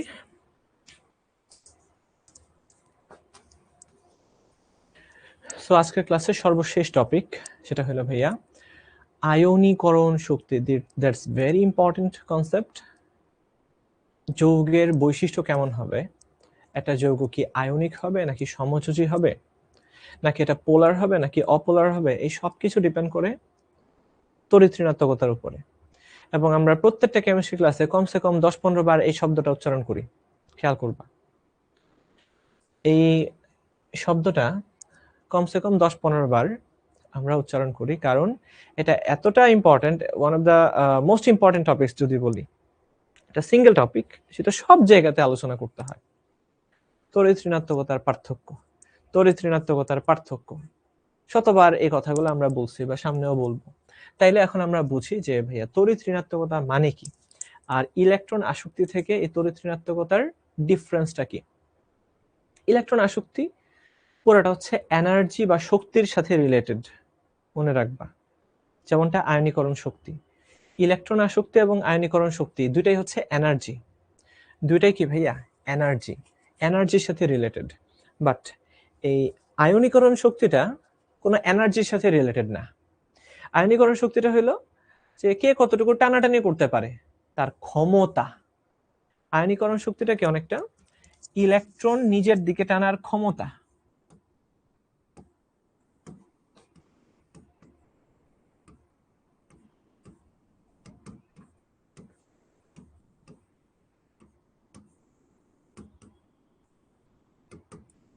ইলেকট্রনকে নিজের দিকে টানার ক্ষমতা। সো ভাইয়া কোন ইলেকট্রনটা? অধিকাংশ ক্ষেত্রে আমরা দেখতে পাই এই আয়নীকরণ শক্তির ডেফিনিশনে সায়েন্টিস্টরা এভাবে বলছেন যে অলরেডি বন্ধনে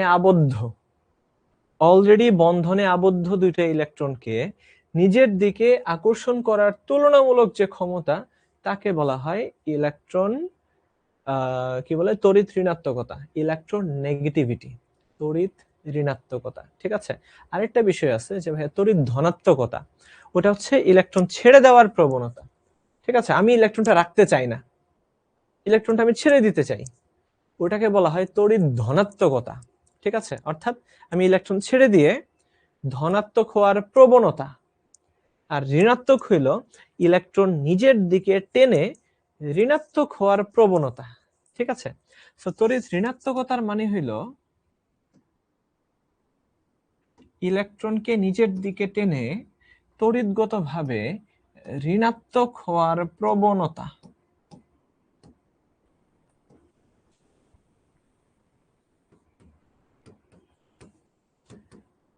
ঋণাত্মক হওয়ার প্রবণতাকেই আমরা বলি ঋণাত্মকতা।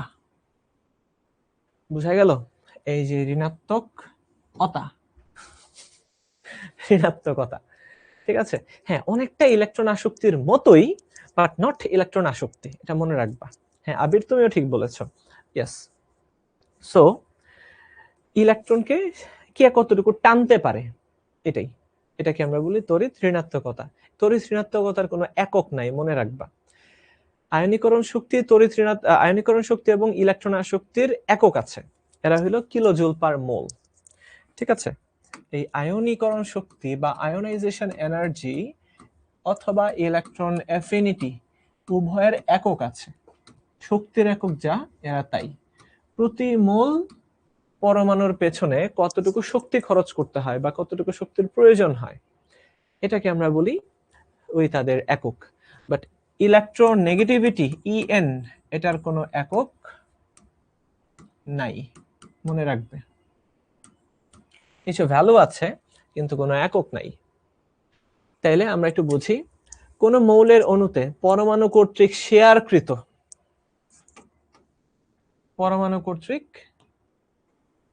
শেয়ারকৃত ইলেকট্রন যুগলকে নিজের দিকে আকর্ষণ করার তুলনামূলক ক্ষমতাকে সেই মৌলের তড়িৎ ঋণাত্মকতা বলে। 118টা মৌলের প্রত্যেকেরই কোনো না কোনো তড়িৎ ঋণাত্মকতা আছে, কারোর একটু বেশি কারোর একটু কম। এটা জাস্ট তুমি কম্পেয়ার করতেছো যে হাইড্রোজেনের চেয়ে ধরো নাইট্রোজেনের ইলেকট্রন আকর্ষণ করার ক্ষমতা 100 গুণ বেশি, ঠিক আছে? জাস্ট তুমি কম্পেয়ার করবা, এই জন্য এটার কোনো একক নাই, ঠিক আছে? হ্যাঁ, স্লো মানে আমি এখন ইচ্ছা করে ফাতিমা, আমি ইচ্ছা করে স্লোলি কথা বলতেছি, এটা ইম্পর্টেন্ট জিনিস এই জন্য। তো কোন সমযোজী যৌগের অণুতে দুটি ভিন্ন পরমাণুর মধ্যে শেয়ারকৃত ইলেকট্রন যুগলকে কোনো একটি পরমাণু নিজের দিকে আকর্ষণ করার ক্ষমতাকে ওই মৌলের তড়িৎ ঋণাত্মকতা বলে। একই কথা, তাই না? এখানে দুইটা ডেফিনিশন দেওয়া হয়েছে একই জায়গাতে, তোমাদের যেটা পছন্দ সেটাই তোমরা চুজ করতে পারো, বোঝা গেল? তোমরা চুজ করতে পারো সেটা। সো এই জিনিসটা আমরা একটু পরে আসতেছি, এখন আমরা তড়িৎ ঋণাত্মকতা নিয়ে কয়েকটা কথা বলতে চাই, ঠিক আছে? সে কথাটা কি, যেমন দেখো দুইটা সেম টাইপের পরমাণু যদি তারা ইলেকট্রন শেয়ার করে, দুইটা সেম টাইপের পরমাণু ইলেকট্রন শেয়ার করলো, তাহলে দেখো এই হাইড্রোজেনটার ইলেকট্রন টানার যে ক্ষমতা, এই হাইড্রোজেনটার ইলেকট্রন টানার ক্ষমতা একদম সেম। তো তাদের মধ্যে যে ইলেকট্রনটা শেয়ার হইলো, তারা যে হ্যান্ডশেক করলো, দেখা গেল দুইজনের শক্তি সমান।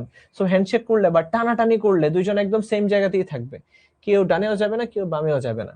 তো দেখা যায় কি যে এই পুরা অণুটা সামগ্রিকভাবে একদম অপোলার। এখানে কোনো প্লাস মাইনাস চার্জের উদ্ভব হবে না, ঠিক আছে? প্লাস মাইনাস চার্জের কোনো অস্তিত্বই থাকবে না। সো এটাও জিরো এটাও জিরো। বাট আমরা যদি পরমাণুটাকে একটু চেঞ্জ করে দেই, এখানে হাইড্রোজেন আছে আর এখানে ধরো ভাই আমরা ফ্লোরিনকে নিয়ে আসলাম, ফ্লোরিন সবার ডানে সবার উপরের মৌলটা চিন্তা করে দেখো, নিষ্ক্রিয় মৌল নিয়ে আমাদের কোনো চিন্তা থাকবে না। নিষ্ক্রিয় মৌলের তড়িৎ ঋণাত্মকতাকে আমরা নর্মালি ইগনোর করি, ঠিক আছে? ইগনোর করি, তাদেরকে আমরা হিসেবের খাতায় আনি না। সো সবার ডানে সবার উপরে আছে ফ্লোরিন, সব থেকে ছোট মৌলটা, ঠিক আছে? আকার কম, চার্জ নিউক্লিয়াসের চার্জও বেশি। সো এটার ইলেকট্রন আকর্ষণ করার ক্ষমতা বহুত বেশি। যখনই ফ্লোরিনটা হাইড্রোজেনের কাছে আসে তখনই ফ্লোরিন একটা বাজে কাজ করে, হাইড্রোজেনের ইলেকট্রনটাকে টাস করে টান মেরে নিয়ে যায় সে নিজের কাছে। নিয়ে গেলে যেটা হয়, এই হাইড্রোজেন বেচারা একদম পজিটিভ হয়ে যায়, আর এই ফ্লোরিন সে হয়ে যায় নেগেটিভ। বোঝা যায়?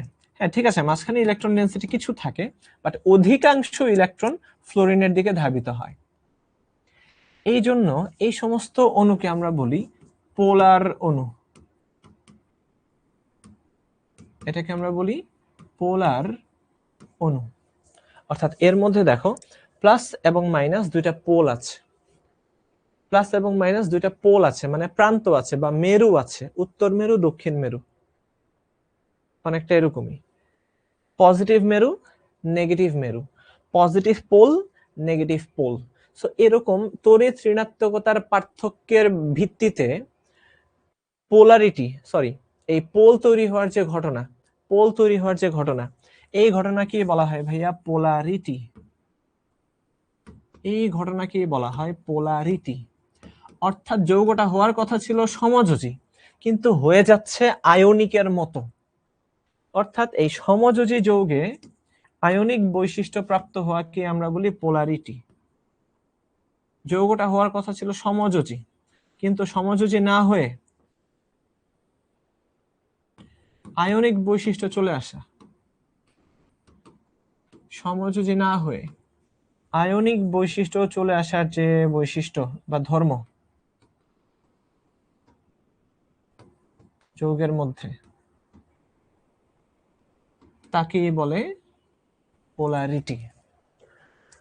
সবাই ক্লিয়ার? ভাই আপনার অ্যাডমিশন জার্নি নিয়ে কিছু বলেন। আমি 2018 সালে অ্যাডমিশন পরীক্ষা দেই। আমার যতটুকু মনে পড়ে, আমার ম্যাথসে কিছু প্রবলেম ছিল এইচএসসির পরেও। আমি শুরুতেই আমার প্রবলেমগুলোকে আমি সলভ করি। আচ্ছা, আমি তখন আইডেন্টিফাই করতে পারছিলাম যে আমার কিছু প্রবলেম আছে, কারণ আমি যেখানে পড়ছি কলেজে তো তেমন পড়ায় না, তোমরা সবাই জানো যে কলেজে যে সিলেক্টিভ কিছু টপিক প্রিভিয়াস ইয়ারে যে প্রশ্নগুলো আসছে এগুলো দাগা দাগা দাগা দাগা পড়ায় দিয়ে দেয় যাতে এইচএসসিটা ভালো হয়। কিন্তু পুরা বই কিন্তু কলেজ পড়াবে না, বাট অ্যাডমিশনে তো সব জায়গা থেকেই প্রশ্ন আসে। তাই না? তো আমি দেখলাম, একটু ফাইন্ড আউট করার চেষ্টা করলাম যে কোন কোন জায়গাতে প্রবলেমগুলো আছে। ইভেন আমি যে কোচিং এ পড়তাম সেই কোচিং এও সবকিছু পড়ায় নাই, দ্যাটস স্যাড।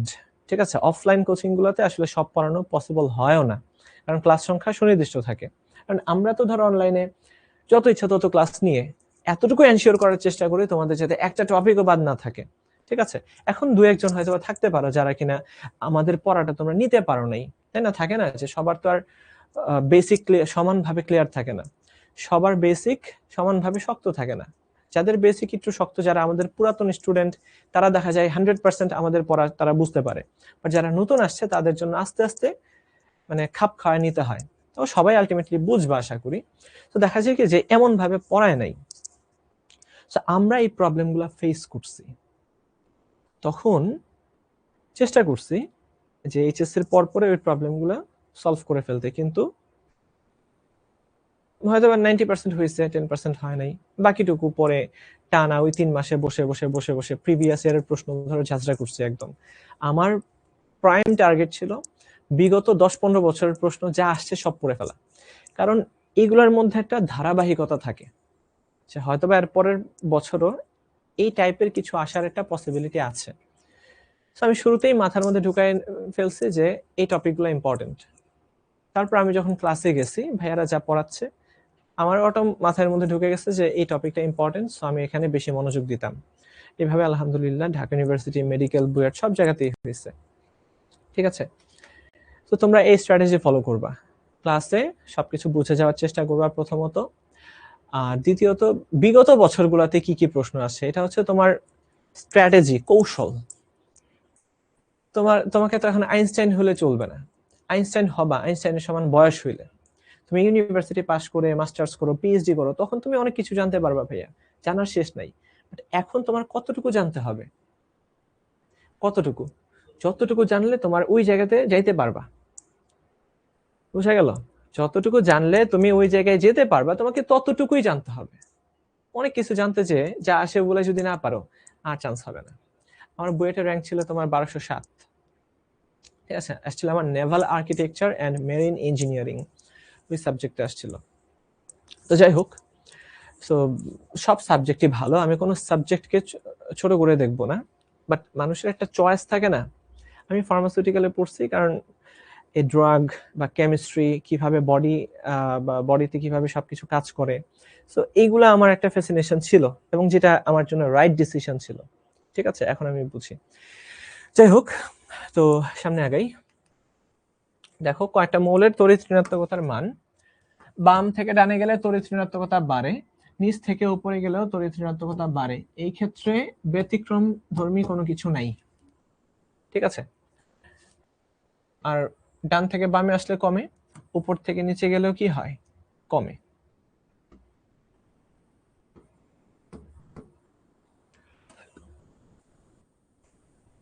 কমে এই ভ্যালুটা।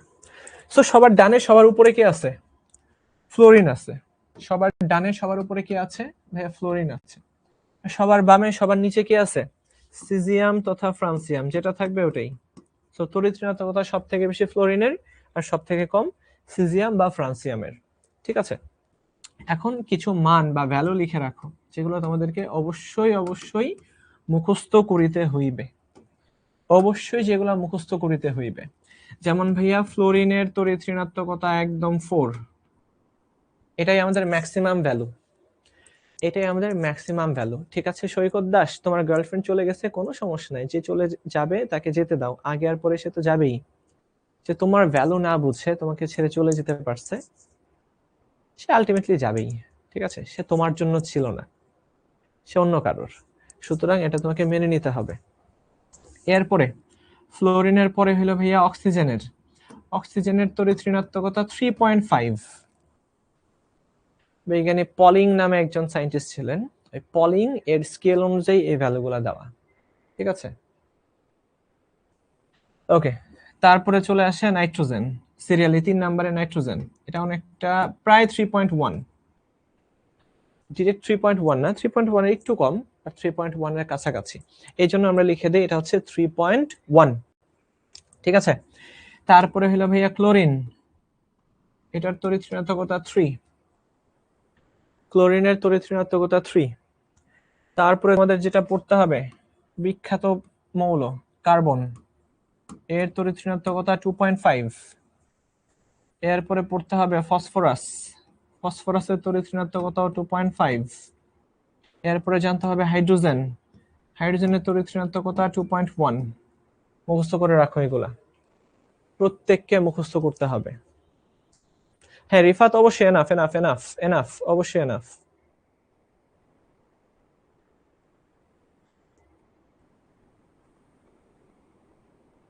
নাইট্রোজেনের 3, বাট 3.1 অনেক জায়গাতে আমি দেখছি।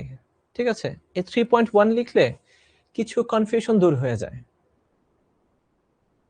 সো এই জায়গাটাতে আমি সজ্ঞানে 3.1 লিখছি। ঠিক আছে, না ভাইয়া ইলেকট্রোনেগেটিভিটির কোনো ব্যতিক্রম নাই, কোনো ব্যতিক্রম নাই, এটাই। তো এগুলো মুখস্থ করে রাখো। ফ্লোরিনের 4, তারপর অক্সিজেনের 3.5, নাইট্রোজেনের 3.1, ক্লোরিনের 3, তারপরে তোমার কার্বনের 2.5, ফসফরাসেরও 2.5, হাইড্রোজেনের হচ্ছে 2.1। এইভাবে মনে রাখো। এন হলো নাইট্রোজেন, এন হলো নাইট্রোজেন। হ্যাঁ সুমাইয়া, সুমাইয়া বেগম, পড়ে ফেললাম তোমার কমেন্ট। ওকে, কিছু মৌলের এগুলা মুখস্থ আমি কিছু তো লিখে দিলাম ইম্পর্টেন্ট, ওগুলা পড়লেই চলবে। ঠিক আছে, সবচেয়ে তড়িৎ ঋণাত্মক মৌল হ্যালোজেন তারা। ওকে, সো এইখানে সব কিছুর সামারি দেওয়া আছে, তোমরা এই সামারিগুলো পড়বা এবং সেই সাথে যদি সুযোগ হয় লিখে রাখবা, আর সুযোগ না হলে লেখার দরকার নাই।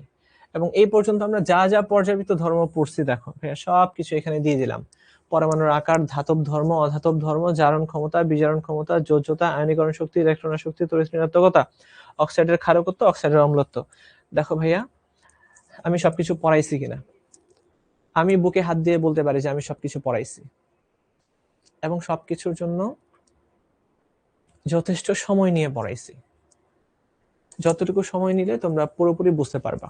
সো লাস্ট আমি যে কয়েকটা লেকচার নিছি অবশ্যই সবগুলো তোমাদেরকে ভালো করে দেখতে হবে, ভেরি ইম্পর্টেন্ট এবং পুরোটাই কনসেপ্ট বেসড। বুঝছো, এটা এমন একটা চ্যাপ্টার যে চ্যাপ্টার তুমি যদি ঠিকঠাক জানো তুমি বলতে পারবা যে আমি রসায়ন জানি। ঠিক আছে, তো তুমি যদি রসায়নকে ভালো করে জানতে চাও তাহলে এই চ্যাপ্টার ভালো করে জানতে হবে। সো এখানে একটা সামারি দেওয়া আছে বিগত 3 থেকে 4টা ক্লাসের। ওকে, তারপর এক নজরে সর্বাধিক ধাতব মৌল হলো ভাইয়া ফ্রান্সিয়াম, যদি ফ্রান্সিয়াম না থাকে তাইলে ওটা হয়ে যাবে সিজিয়াম। সর্বাধিক তড়িৎ ঋণাত্মক সক্রিয় অধাতব মৌল হলো ভাইয়া ফ্লোরিন, আর সব থেকে দামি ধাতু ক্যালিফোর্নিয়াম। এটা একটা বিরল মৃত্তিকা ধাতু বলা হয়, রেয়ার আর্থ এলিমেন্ট বলা হয়। এবং এটাও বলছিলাম যে চাইনিজরা বর্তমানে গ্লোবাল মার্কেটে ডমিনেট করতেছে এই গ্লোবাল আর্থ এলিমেন্ট নিয়ে, তাই না, রেয়ার আর্থ এলিমেন্ট নিয়ে। ওকে, প্রশ্ন সলভ করাবো লাস্টের ক্লাসগুলোতে। সর্বাপেক্ষা ভারী তরল ধাতু হলো পারদ, পারদ খুবই ভারী। আর সর্বাপেক্ষা খাদ সহ ধাতু হইলো তোমার স্বর্ণ, কারণ এই স্বর্ণ খুব একটা ময়লার সাথে মিশতে চায় না, স্বর্ণ পিওর অবস্থায় থাকে। এই জন্যই স্বর্ণটাকে আমরা এত ভ্যালু দেই, দেখতেও সুন্দর আবার এটা খুব পিওর অবস্থায় থাকে। ঠিক আছে, সর্বাপেক্ষা খাদ সহ মানে হচ্ছে যেখানে তোমার খাদ বা তোমার ইমপিউরিটিস যেখানে খুব একটা মেশানো যায় না। এটা আশিকুর রহমান বলছে যে ভাইয়া ইফেক্টিভ নিউক্লিয়ার চার্জের বিষয়টা কি একটু বলবেন। আচ্ছা ভাইয়া, ইফেক্টিভ নিউক্লিয়ার চার্জ এটা নিয়ে আলাদা একটা ক্লাস নিতে হবে অথবা আলাদা তোমার রেকর্ড দিতে হবে। এটা এইচএসসি টপিকে ডিরেক্টলি রিলেটেড না, এইচএসসি টপিকে ডিরেক্টলি রিলেটেড না, এই জন্য আমরা ইফেক্টিভ নিউক্লিয়ার চার্জটা ডিরেক্ট ক্লাসে পড়াই না। যদি তোমাদের রিকোয়ারমেন্ট থাকে আমরা আলাদা করে রেকর্ড দিয়ে দিব না, যদি তোমরা সবাই চাও। ঠিক আছে, ওটা অলরেডি আমার রেকর্ডেড লেকচার আছে ওটার। আচ্ছা, সব থেকে হালকা মৌল হাইড্রোজেন, সব থেকে হালকা ধাতু হলো লিথিয়াম, মনে রাখবা লিথিয়াম হলো সব থেকে হালকা ধাতু, সব থেকে হালকা ধাতু লিথিয়াম। আর সব থেকে ভারী মৌল হলো ইউরেনিয়াম, যার ভর 292।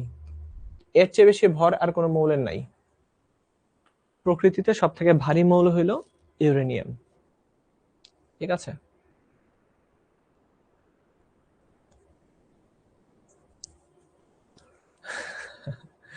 ওকে, সব থেকে হালকা ধাতু লিথিয়াম বললাম, এগুলা পড়ে ফেলবা। হ্যাঁ,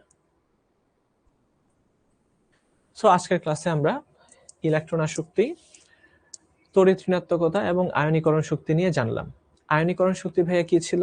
আয়নীকরণ শক্তি ছিল একটা মৌলকে ক্যাটায়ন বা ধনাত্মক আয়নে রূপান্তর করতে যতটুকু শক্তি দিতে হবে বা যতটুকু শক্তি শোষিত হবে, ওই শক্তিটাকে আমরা বলি আয়নীকরণ শক্তি। যখন একটা ইলেকট্রন শক্তি শোষণ করে তখন ইলেকট্রনটা জাম্প মেরে উপরের দিকে উঠে যায়, তাই না? উপরের দিকে উঠে যায়, কি হয়? বের হয়ে যায় পরমাণু থেকে। এটাকে আমরা বলি প্রথম আয়নীকরণ শক্তি। আর সেকেন্ড আরেকটা ইলেকট্রনকে যদি আমরা বাইরে পাঠাতে চাই তখন যে পরিমাণে শক্তি দিতে হয় ওটাকে আমরা বলি সেকেন্ড আয়নীকরণ শক্তি। তারপর থার্ড আয়নীকরণ শক্তি। অলওয়েজ পরের গুলা আগের গুলার চেয়ে বেশি হয়। থার্ড সেকেন্ডের চেয়ে বেশি, সেকেন্ডটা ফার্স্টের চেয়ে বেশি। সেম ভাবে ইলেকট্রন আসক্তি। প্রথম একটা ইলেকট্রন নিতে যতটুকু শক্তি নির্গত হয় ওটাকে আমরা বলি প্রথম ইলেকট্রন আসক্তি। আরেকটা ইলেকট্রনকে গ্রহণ করতে যতটুকু শক্তি শোষণ নির্গত হবে ওটাকে আমরা বলবো দ্বিতীয় আয়নীকরণ শক্তি, ইলেকট্রন আসক্তি। তৃতীয় আরেকটা ইলেকট্রনকে গ্রহণ করতে যতটুকু শক্তি নির্গত হবে ওটাকে আমরা বলি তৃতীয় ইলেকট্রন আসক্তি। আমি কেন নির্গত হওয়ার কথাটা বলতেছি, কারণ ভাইয়া প্রথম ইলেকট্রনটা আসার পর সেকেন্ড বা থার্ড সবগুলোর ক্ষেত্রেই এই ইলেকট্রনটা স্বতঃস্ফূর্তভাবে আসে না, তাকে বাহির থেকে ঠেলা দিয়ে পাঠাইতে হয়, সেই জন্য শক্তি শোষিত হয়। ঠিক আছে, এটা ছিল তোমার ইলেকট্রন আসক্তির ঘটনা। আর ইলেকট্রন আসক্তিতে একটা ব্যতিক্রম আছে, যেটা হলো ক্লোরিন ফ্লোরিনের থেকে বেশি নিচে হওয়া সত্ত্বেও। আর সর্বশেষ আমরা শিখলাম আয়নীকরণ, ইলেকট্রোনেগেটিভিটি বা তড়িৎ ঋণাত্মকতা। ঠিক আছে, তড়িৎ ঋণাত্মকতা। তো তড়িৎ ঋণাত্মকতার বিষয়টা হলো কি, যে অলরেডি বন্ডেড কিছু অ্যাটম যারা একসাথে রাসায়নিক বন্ধনে যুক্ত আছে, এই যুক্ত থাকার মাধ্যমটা কি? মাধ্যম হলো ইলেকট্রন। অর্থাৎ অলরেডি শেয়ারকৃত ইলেকট্রনকে কোনো একটা পরমাণু নিজের দিকে টানার যে ক্ষমতা, এটাকে বলা হয় তড়িৎ ঋণাত্মকতা। এর কোনো একক নাই, এবং এটার উপরে ডিপেন্ড করে একটা যৌগ কতটুকু পোলার হবে বা কতটুকু নন পোলার হবে।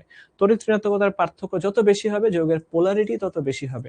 আমরা পোলারিটি এবং পোলার আয়ন নিয়ে লাস্টের দিকে একটা ক্লাস নিব, ওইখানে আরো বিস্তারিত জানতে পারবা। ঠিক আছে, ঘাত সহ মানে হচ্ছে তুমি ধরো আঘাত করতেছো আঘাত করতেছো আঘাত করতেছো, তাও ধাতুটা ভাঙতেছে না। ঠিক আছে, এটাকে বলা হয় ঘাত সহ, ওটাকে বলা হয় ঘাত সহ। সবুজ চন্দ্র, অনেক ধন্যবাদ ভাইয়া। ওকে, চুল হালকা বড় হলে লাল হতে শুরু করে। আচ্ছা, এই প্রবলেমগুলো তোমরা ওই ইয়েতে শেয়ার করো, আমার সাথে শেয়ার করো, ইনশাআল্লাহ আমি একটা একটা করে পর্ব 1 পর্ব 2 পর্ব 3 এইভাবে আমরা আলোচনা করার চেষ্টা করব। ঠিক আছে, সো হইলো, আমরা ইনশাআল্লাহ নেক্সট ক্লাসে রাসায়নিক বন্ধন নিয়ে শুরু করব, তারপর আরো কিছু প্রবলেমের সলভ দেওয়ার চেষ্টা করব। তো সবাই ভালো থাকো, সুস্থ থাকো, আল্লাহ হাফেজ।